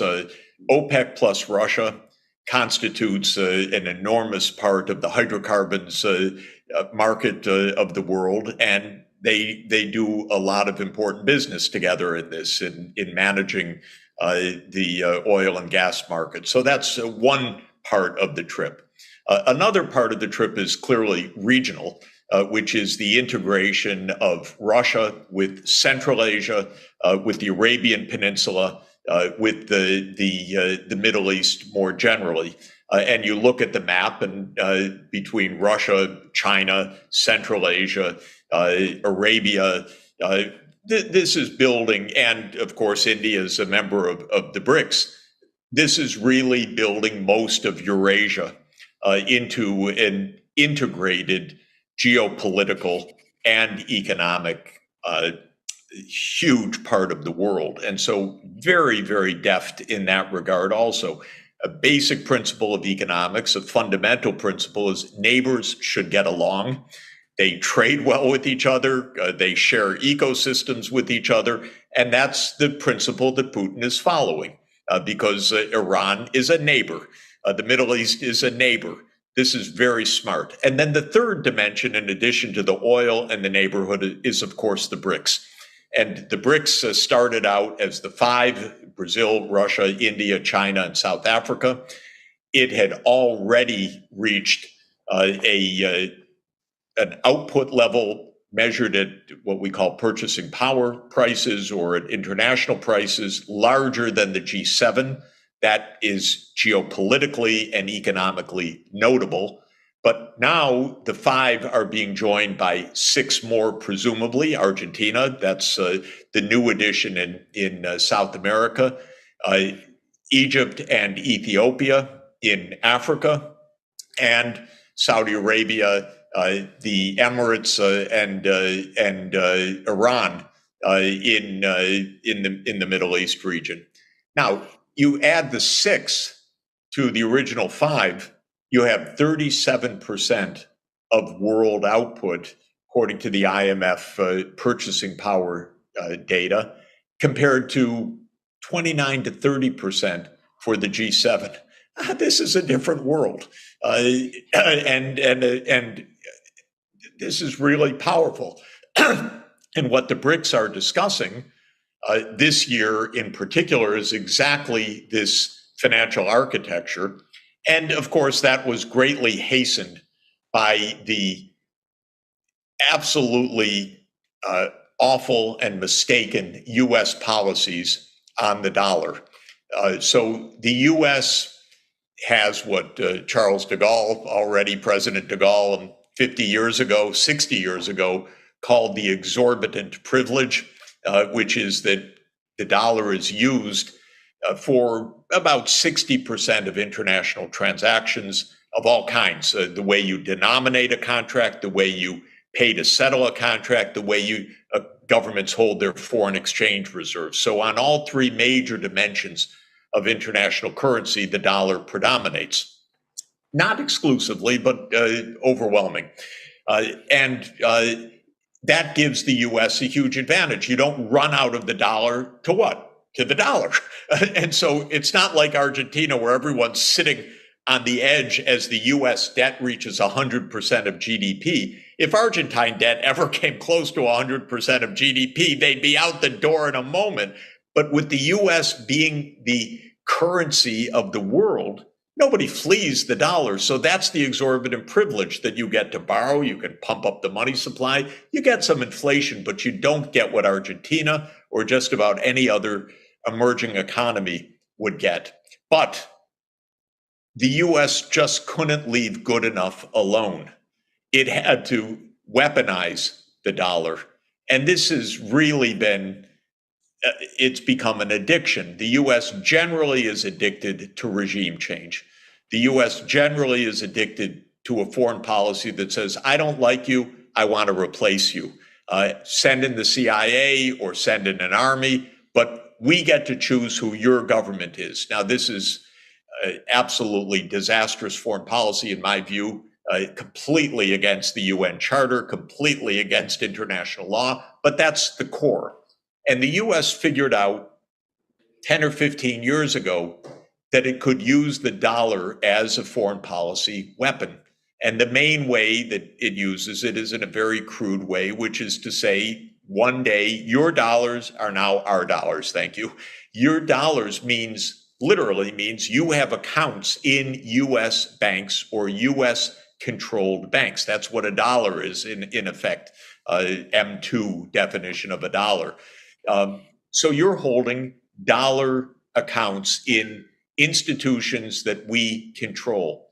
And what the US has come to do increasingly frequently is freeze the money of other countries, of their central banks, no less, of their state enterprises. And the United States did this with Venezuela. Absolutely absurd, but one day Trump and his minions got the idea that they will declare who's the real president of Venezuela, not the actual president of Venezuela, but they named someone from the Venezuelan parliament as president and said, okay, that guy's president. That actually lasted for a few years. And you could see the power of the United States. It's like the emperor with no clothes. About 40 countries said, now Mr. Guaido is president, not Mr. Maduro, who's actually president. So you could see a measure of the US influence that other countries would follow this nonsense. But in the process, they said, Mr. Maduro's no longer president, because we said so, and he no longer has access to the foreign exchange reserves of the country. We give that to this other one. Well, this is absolutely crazy. Even the IMF couldn't, I shouldn't say even the IMF couldn't figure this out. It doesn't have the gumption to say to the United States, that's ridiculous. So, no, we have a big issue. Who really controls the foreign exchange reserves? So these games went on for years. Of course, with Russia, it's much more serious than that. The United States froze its estimated $300 billion of Russian financial assets. That's a lot of money, by the way. That was the trick that was going to bring Russia to its knees. It didn't do so, but that's what they thought. We've got Putin cornered. We've got Russia cornered. We'll bring them to their knees by freezing their assets and locking them out of the US banking system, the so-called SWIFT settlement system. Well, Russia quickly figured out, very cleverly, we could trade with China and renminbi. We could trade with India and rupees. Little bit shakier on that front. We can find other ways to transact. And to make maybe a short story long as I have, this year, Russia is the leader of the BRICS. The BRICS summit will be in Kazan next October, I believe it is. And so Russia chairs the process, and it's chairing an expert group to come up with non-dollar payments. This is smart. And I kept telling my friends in the US government, don't abuse the dollar. It's going to go away. Because in monetary economics, the first thing you teach is the real economy is the real thing, what you produce, what the factories are. There are many ways to make a settlement, even barter, of course, but there are many currencies you can use. So don't think that your currency brings another country to its knees, because the other country's economy is the real economy, the ability to produce steel, the ability to produce weapons or artillery, the ability to produce automobiles or chips or whatever it is, or oil.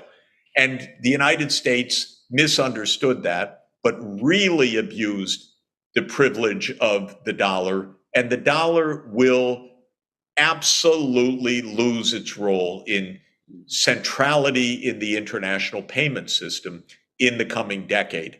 You know, in monetary economics, just to mention, all my colleagues look at history and say it's a long, slow decline of a currency. And the most famous case is the British pound, which used to be the core of the international monetary and financial system in the 19th century until basically the Great Depression.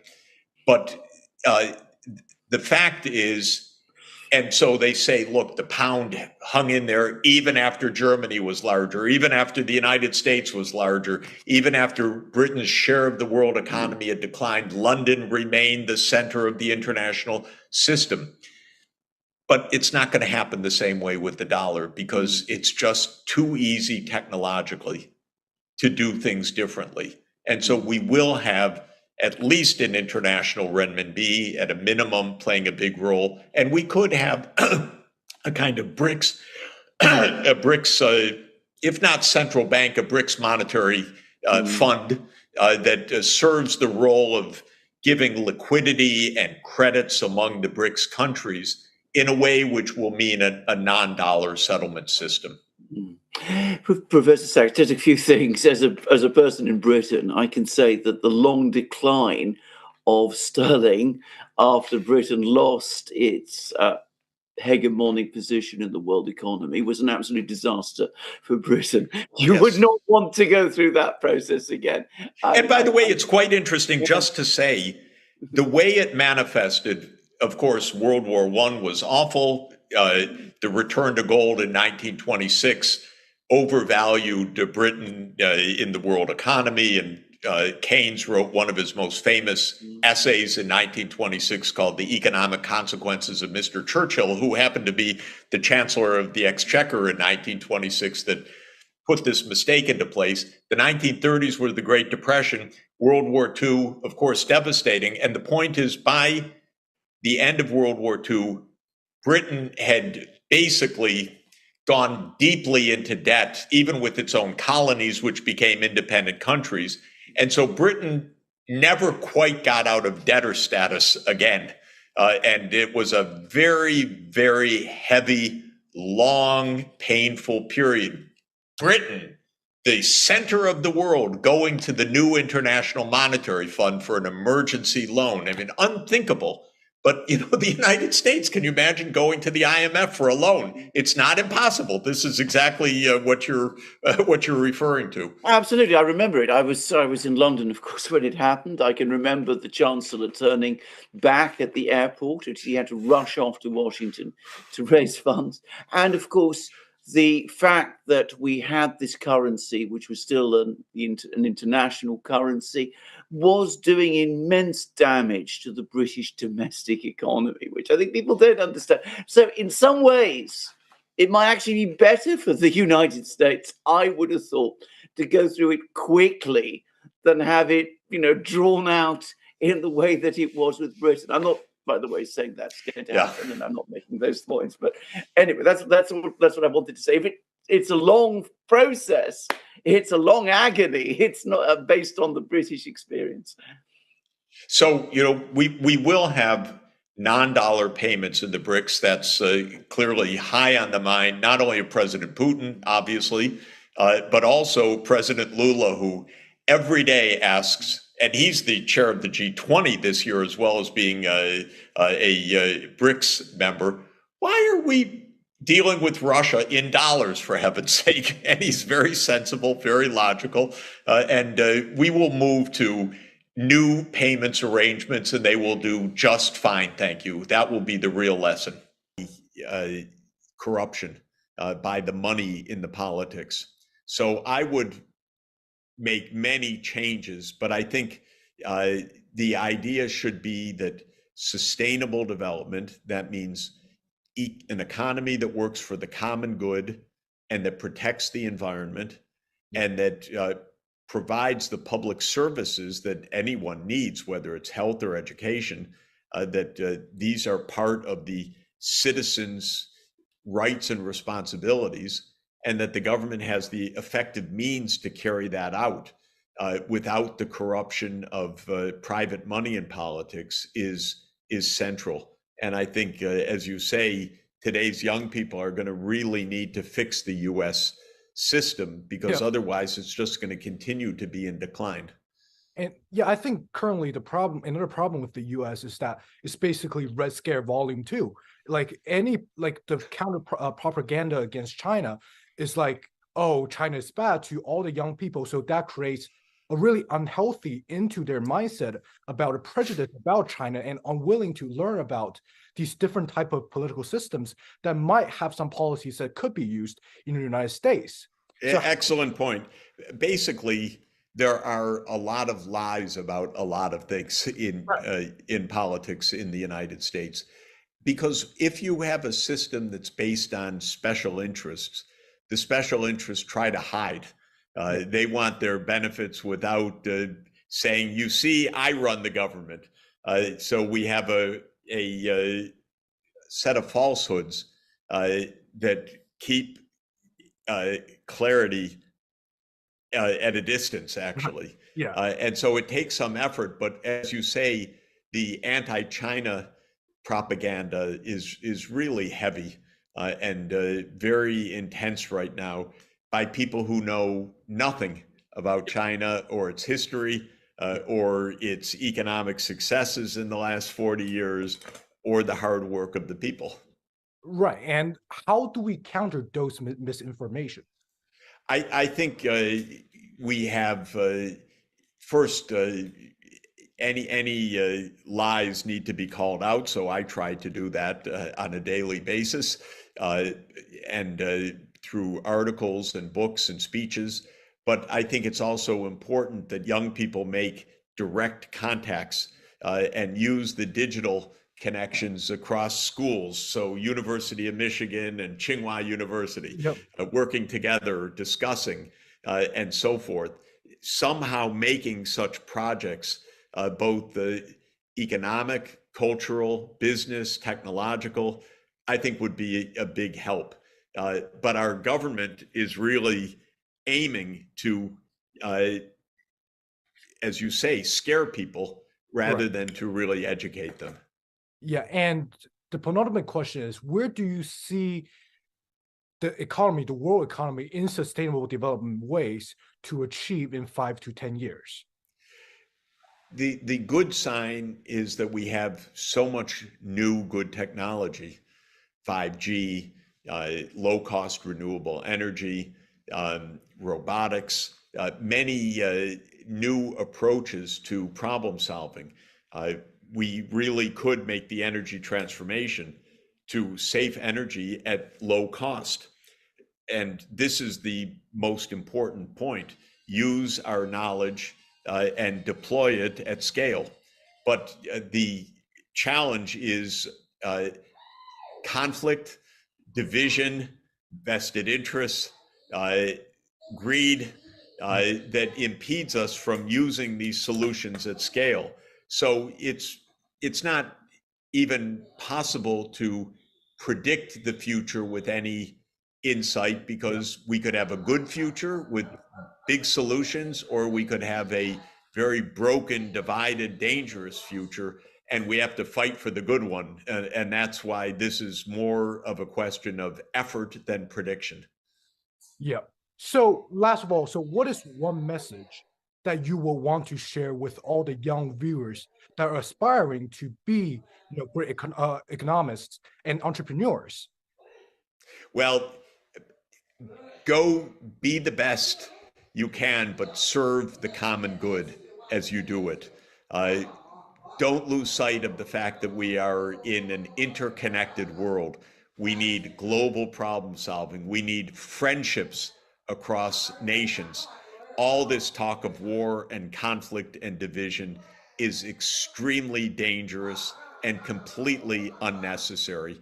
And so go be champions of sustainable development, use new technologies, be great entrepreneurs, but always do it in a peaceful and cooperative mindset, not doing it because we have to beat the other side, but because it's good for the world. The extent of their consequences can have been seen. And then what's wonderful about Smith in the Scottish Enlightenment is he points out that while this was generally a beneficial fact to unite the world, it was disastrous for the native inhabitants of the East and West Indies, he says, because he says that they were relatively weak at the time. He didn't understand that they also brought pathogens of the old world to the Americas that wiped out the population. So Smith could not have understood that, but he did understand conquest. And he said something incredibly humane at the end, which I think marks him as one of the great thinkers of modern times. He said, hereafter, perhaps, the natives of those countries may grow stronger, or those of Europe may grow weaker, and the inhabitants of all the different quarters of the world may arrive at that equality of courage and force, which by inspiring mutual fear can alone overawe the injustice of independent nations into some sort of respect for the rights of one another. But nothing seems more likely to establish this equality of force than that mutual communication of knowledge and of all sorts of improvements which an extensive commerce from all countries to all countries naturally, or rather necessarily, carries along with it. So what Smith is saying is, in the future, there's going to come an equality because trade is going to carry knowledge, technological improvement, and an equality of force. Basically, we are 250 years after Smith's writing, and that prediction has come true now. So Smith was in the middle of a 500-year period.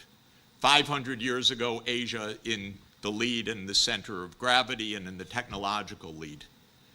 Europe becomes the agent of change. The steam engine, a reflection of that, not something that came out of the blue, but came out of Francis Bacon and Isaac Newton and empire. But it came out of a Glasgow workshop, the condenser on James Watt's steam engine. And there came a new European and North Atlantic-led world. But as Adam Smith said, eventually trade will rebalance, and that's the convergence that we're seeing now. So Watt's steam engine, historians are right to say that what was so fundamental about the steam engine is that it broke the organic barrier of the traditional economy, because basically almost all energy of the primary energy of the pre-James Watt economy was organic. What you could feed to human beings for their labor and what you could feed to the animals for animal traction, plus a little bit of wind and a little bit of water. But basically an organic economy, and we moved to a fossil fuel economy, and that let loose the ability to do work of an unimaginable scale. So everything changed with the fossil fuel breakthrough in the last 2.5 centuries. And of course, Europe got there first, and Britain got there first of the first. And in the geopolitics, we ended up with the British world. This is a map of a wonderful book, The Countries Never Invaded by Britain. Those are the ones in white. Britain went out and just beat the shit out of everybody. And really nasty, by the way. Nasty. In 1839, showed up in China and saying, you have to import our opium. No, we don't want your opium. You don't want our opium? We'll beat the hell out of you. That was the first Opium War. It was followed by the second Opium War. No scruples at all. Sorry to say.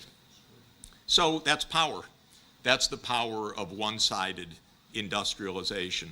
And it conquered much of the world.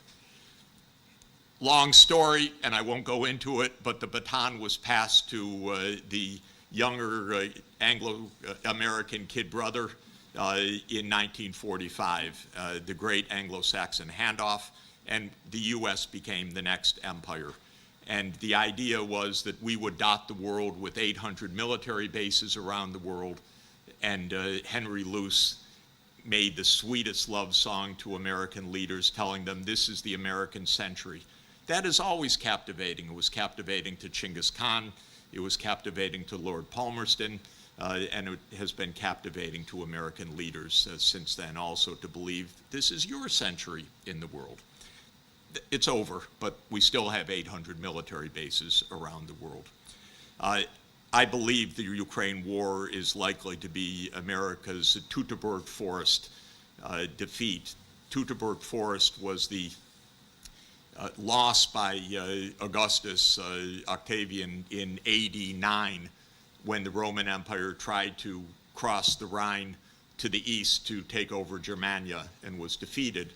It didn't end the Roman Empire. It just told them, this is a limit, and you're not going beyond that limit. And the United States is going to learn a limit that NATO doesn't just expand at US will. There are limits to that, and that's the painful process that we're in right now. But it's a secret. Don't tell anyone outside. You're likely to be canceled if you do.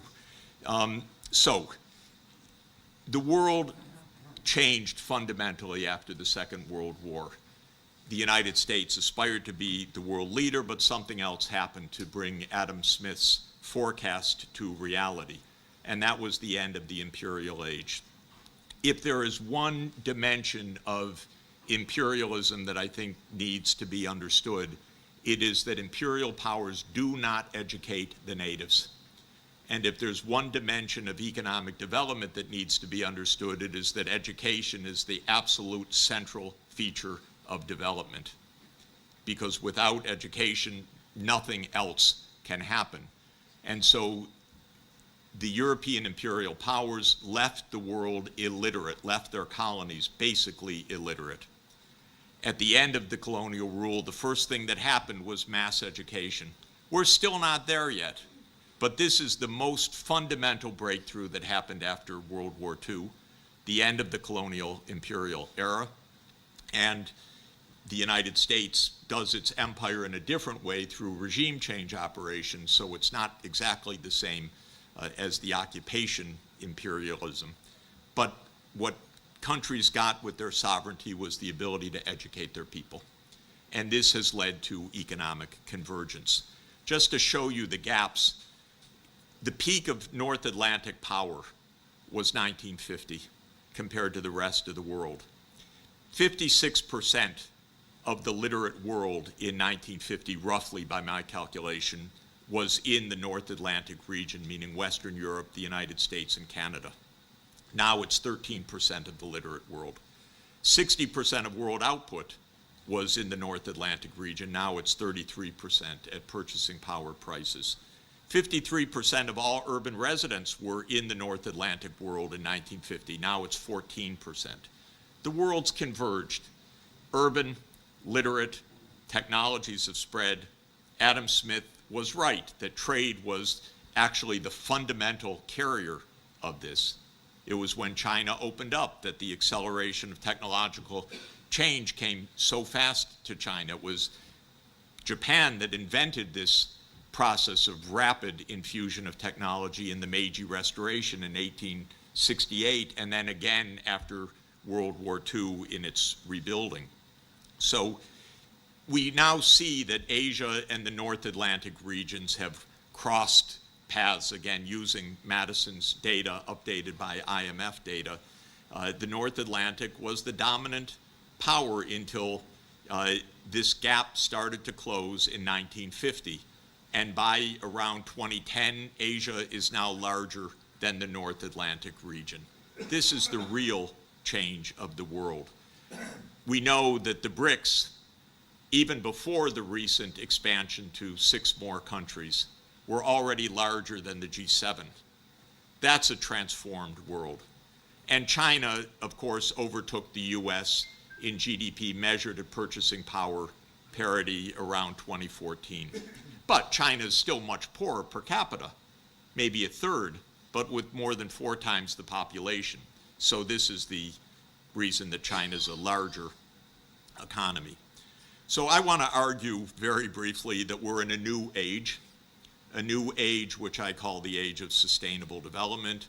We're there in part because the scale of economic activity and a population 10 times the size of when Thomas Robert Malthus wrote The Principles of Population in 1798, which was then about 900 million people, and today 8 billion people, now has put so much pressure on the physical environment that we are in urgent need of global public response to climate, biodiversity destruction, loss of ecosystem functions, and so forth. And the world adopted goals addressed to this. It's fitfully trying to achieve them. Today at the UN, this very day, is the midpoint review of the Sustainable Development Goals. They're way off track. Nice objectives not being achieved, mainly because the United States and other rich countries don't care at all about it. And so the world governance is not organized to achieve these goals at this point. But these goals are the real global goals and needs. So we have a very perilous moment because we have arrived at multipolarity. And as Adam Smith talked about, that balance of awe and equality of force to create justice, that's a delicate, difficult transformation. And just to say, there are several different theories of what's going on right now. Robert Kagan, whom you may know as our chief neocon ideologue and the husband of our acting Deputy Secretary of State, Victoria Nuland, believes that American hegemony must rule and will continue to rule. Otherwise, the jungle will grow back, as he says. Wow. Henry Kissinger says that we need a balance of power theory. Balance of power is okay, except it becomes imbalanced, and it's extremely difficult to manage. And when Bismarck was thrown out by Kaiser Wilhelm II, it was the end of Europe's balance of power, and World War I came in response when Bismarck's genius at balancing was lost. John Mearsheimer says we are inevitably in tragedy. That's just the nature of great power politics. Mearsheimer is extremely intelligent, predictive, an extremely nice person, but tragic to read because he says that conflict is inevitable. I don't buy it. Now, another theory that I read 50 years ago of a wonderful professor of mine also, Charles Kindleberger, said we need a hegemon. So if it's not the US or Britain, it's got to be someone else like China. I don't buy that either, but this is a brilliant book. Boy, it led to a lot of late night discussions over the next 50 years. Graham Allison says, as with Sparta and Athens, we're prone for war, not inevitable, but the war trigger is very high because of the rise of China. And my little contribution is, could we get our heads together and address global public goods and avoid global public bad? So I argue that we need a rational approach, not a tragic approach, and that it is not beyond us to reach the cooperative corner of the prisoner's dilemma. In other words, we can understand the game, we can understand the risks of defection, but we can understand the benefits of cooperation. And so we should be able to reach that cooperative outcome. So I would argue that we need a new geopolitics and a new ethics of sustainable development. I often refer to President Kennedy's inaugural address when he said, "The world is very different now, for man holds in his mortal hands the power to abolish all forms of human poverty and all forms of human life." So what hangs in the balance is something extraordinary. We could achieve SDG 1, end poverty, or we could blow up the world. And what is absolutely incredible is how this is in the hands of a very few people. That's what's incredible. And by the way, my takeaway from Oppenheimer was what a bunch of geniuses that invented the bomb and what a bunch of dolts who use it or decide about using it. This is our paradox. It took the greatest geniuses of the age to understand nuclear fission and how this could be created, and then it fell into the hands of the everyday person who might not have the imagination to keep us away from global disaster. That's technology, by the way. Technology is often created by geniuses and used by all of us. That is the real issue that Plato was wondering about already in the Republic 2,350 years ago. How do you make the rulers know what to do? He said you have to raise them from birth for that purpose. So there are crucial public goods at regional and global scale. This is something new. Regional scale, like the European Union or ASEAN or African Union, this is something new, how important this scale is. And global scale is almost unprecedented in human history. We had global trade, we had interconnectedness, but global public goods, not so much. Now we are with the center of global public goods, but institutions in the hands of nation states. Why? Weird. So I believe we need new kinds of global governance and ethics, and I think the Universal Declaration of Human Rights is a good place to start. We're in the 75th anniversary this year, and I believe that we can even find a common wisdom, which I call the ABCs of ancient wisdom: Aristotle, Buddha, and Confucius. They all, by the way, were virtue ethicists. They basically said, cultivate your soul as decent people. It said it in somewhat different ways, but they said it's virtue that gives us the capacity to reach the cooperative solution, whether it's civic virtue, friendship virtue, or the other virtues of sociality. And Aristotle said it's possible because we are zoon politikon. We are political animals. We can be sociable. And so I think finding this commonality of East and West is crucial now, because there actually is a strong commonality of the underlying cultures. This was already pointed out in the observations of the axial age, that these philosophies arose roughly the same time and with roughly the same philosophical underpinnings. And I'll just end with President Kennedy's remarks 60 years ago. We're at the 60th anniversary of Kennedy's remarkable initiative to make peace at the height of the Cold War and to negotiate the partial nuclear test ban treaty, which was ratified just these days 60 years ago. Kennedy may well have been killed for it, because rogue elements of the US government hated him for his peace initiatives, and I believe that this is probably what did him in. But he made wonderful observations about peace, and I'll just end with his most beautiful words. So let us not be blind to our differences, but let us also direct attention to our common interests and to the means by which those differences can be resolved. And if we cannot end now our differences, at least we can help make the world safe for diversity. For in the final analysis, our most basic common link is that we all inhabit this small planet, we all breathe the same air, we all cherish our children's future, and we are all mortal. Thank you very much. We are in need of this dialogue for two basic reasons that I'd like to elaborate just briefly. One is we are in a new world in these years, and we're trying to navigate a new world.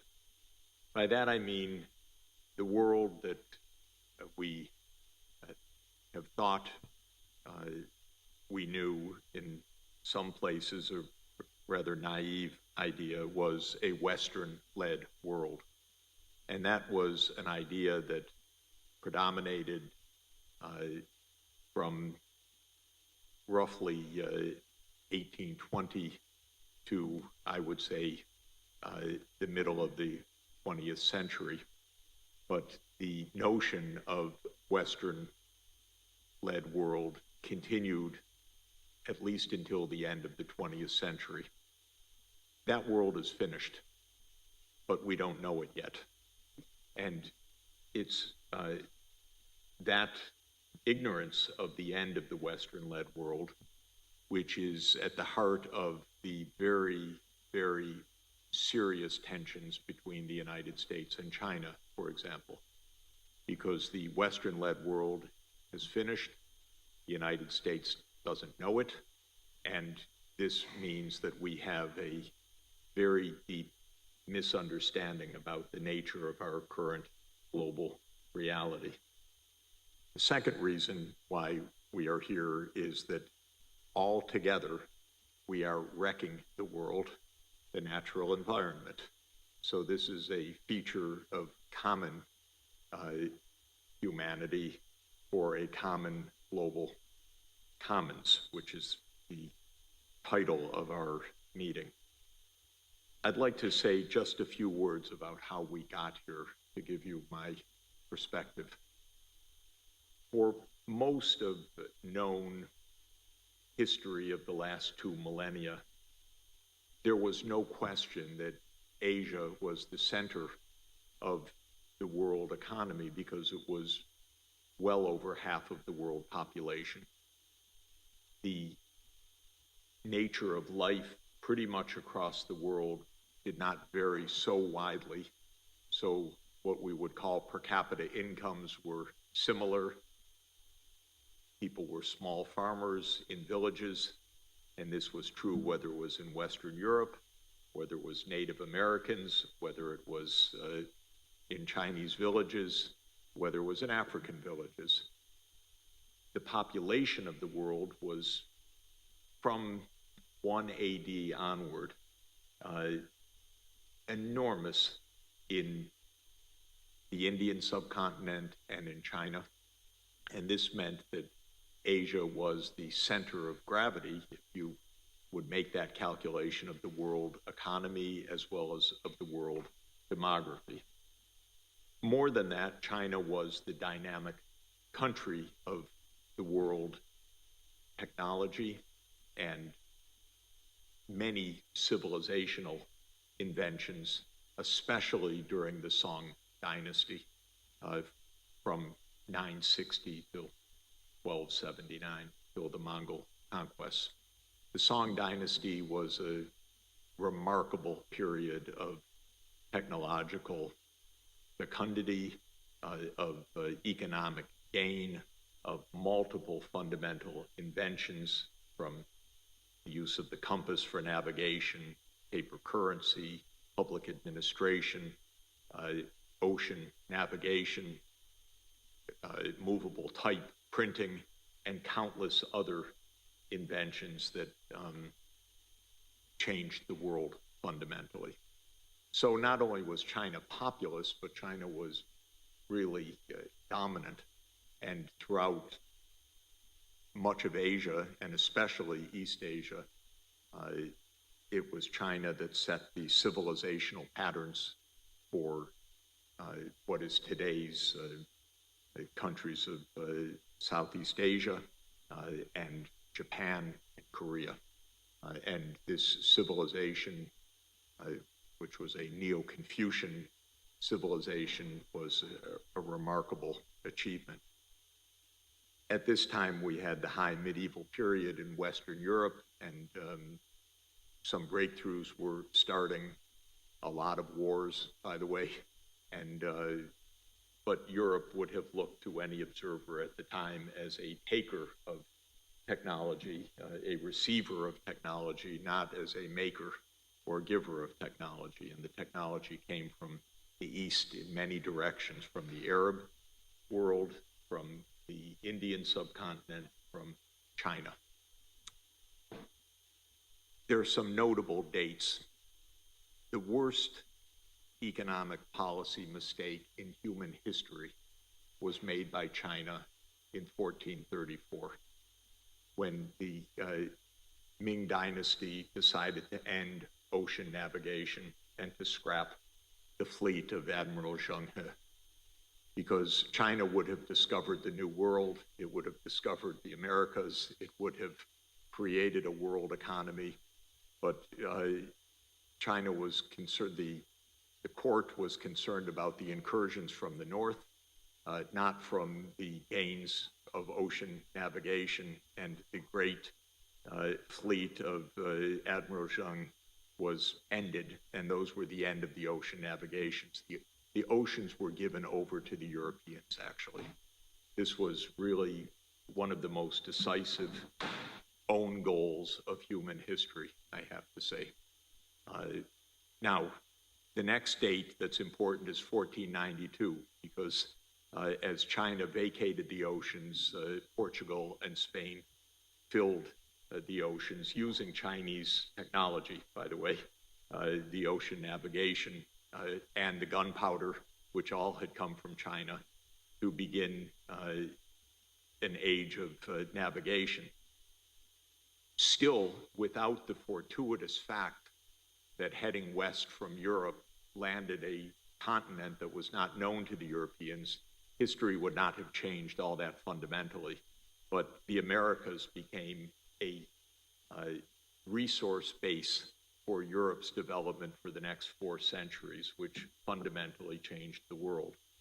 And Adam Smith, writing in 1776, said that the 2 most significant events in the history of mankind were the discovery of the Americas by Columbus in 1492 and the discovery of the path around the Cape of Good Hope by Vasco da Gama in 1498. So that was a turning point. Still, Asia was dominant, but this little peninsula on the far west of Eurasia began to explore and ironically conquered the Americas, and that was by virtue of pathogens rather than any dominance, because the Europeans brought smallpox, yellow fever, malaria, and many other diseases, and wiped out the Native American populations by around 95%, and were able to conquer, therefore, 2 continents of massive resource base. So history began to change. The next date that I would suggest is fundamental is 1776. That's a very interesting year. 4 things happened that year. You know some of them. The most important was James Watt patented the steam engine in that year. A second decisive event was that Adam Smith published The Wealth of Nations.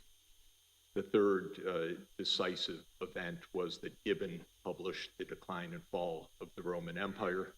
And then there was something, a Declaration of Independence of some country also. All happened in that year. But the invention of the steam engine was a turning point as significant as 1434 and 1492, because though the steam engine had been invented by China, it had not been utilized by any scale in China. China had invented the steam engine about 700 years earlier. Watt improved the steam engine with a condenser, and Britain became the first industrial country. And this was very significant because in 1839, my next date, Britain invaded China in the First Opium War. The war fought to make the world safe for opium addiction. Really a sordid act, but just an illustration of what had changed fundamentally in power.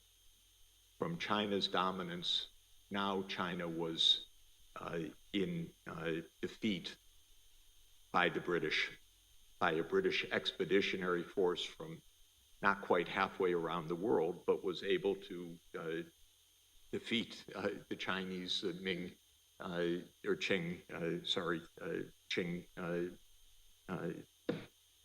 Empire.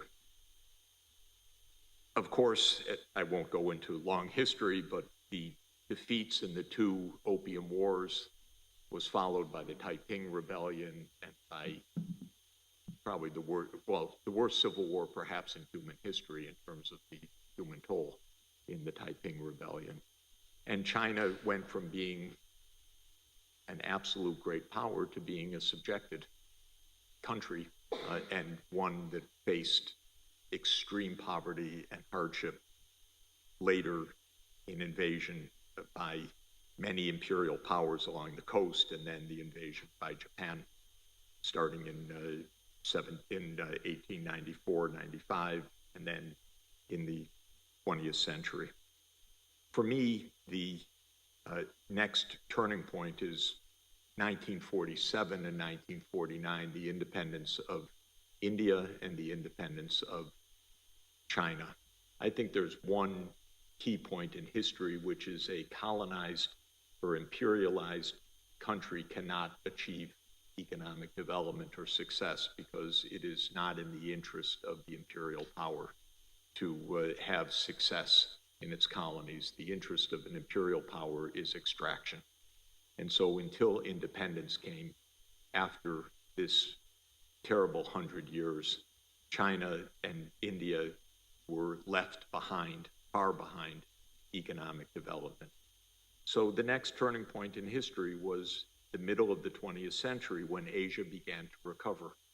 And if you look statistically, Asia had been around 60% of world output for 1,800 years roughly, from as much as one can measure this, from 1 AD to roughly 1800 AD. And then by 1950, it had declined to 15%, or perhaps 20% of world output, though the population was still 60%. So the per capita income had collapsed. What we are experiencing now is the recovery of normality, not something outside of human experience, but actually the recovery of normality, because what was abnormal was that a small part of the world, the North Atlantic region, would so dominate the whole world.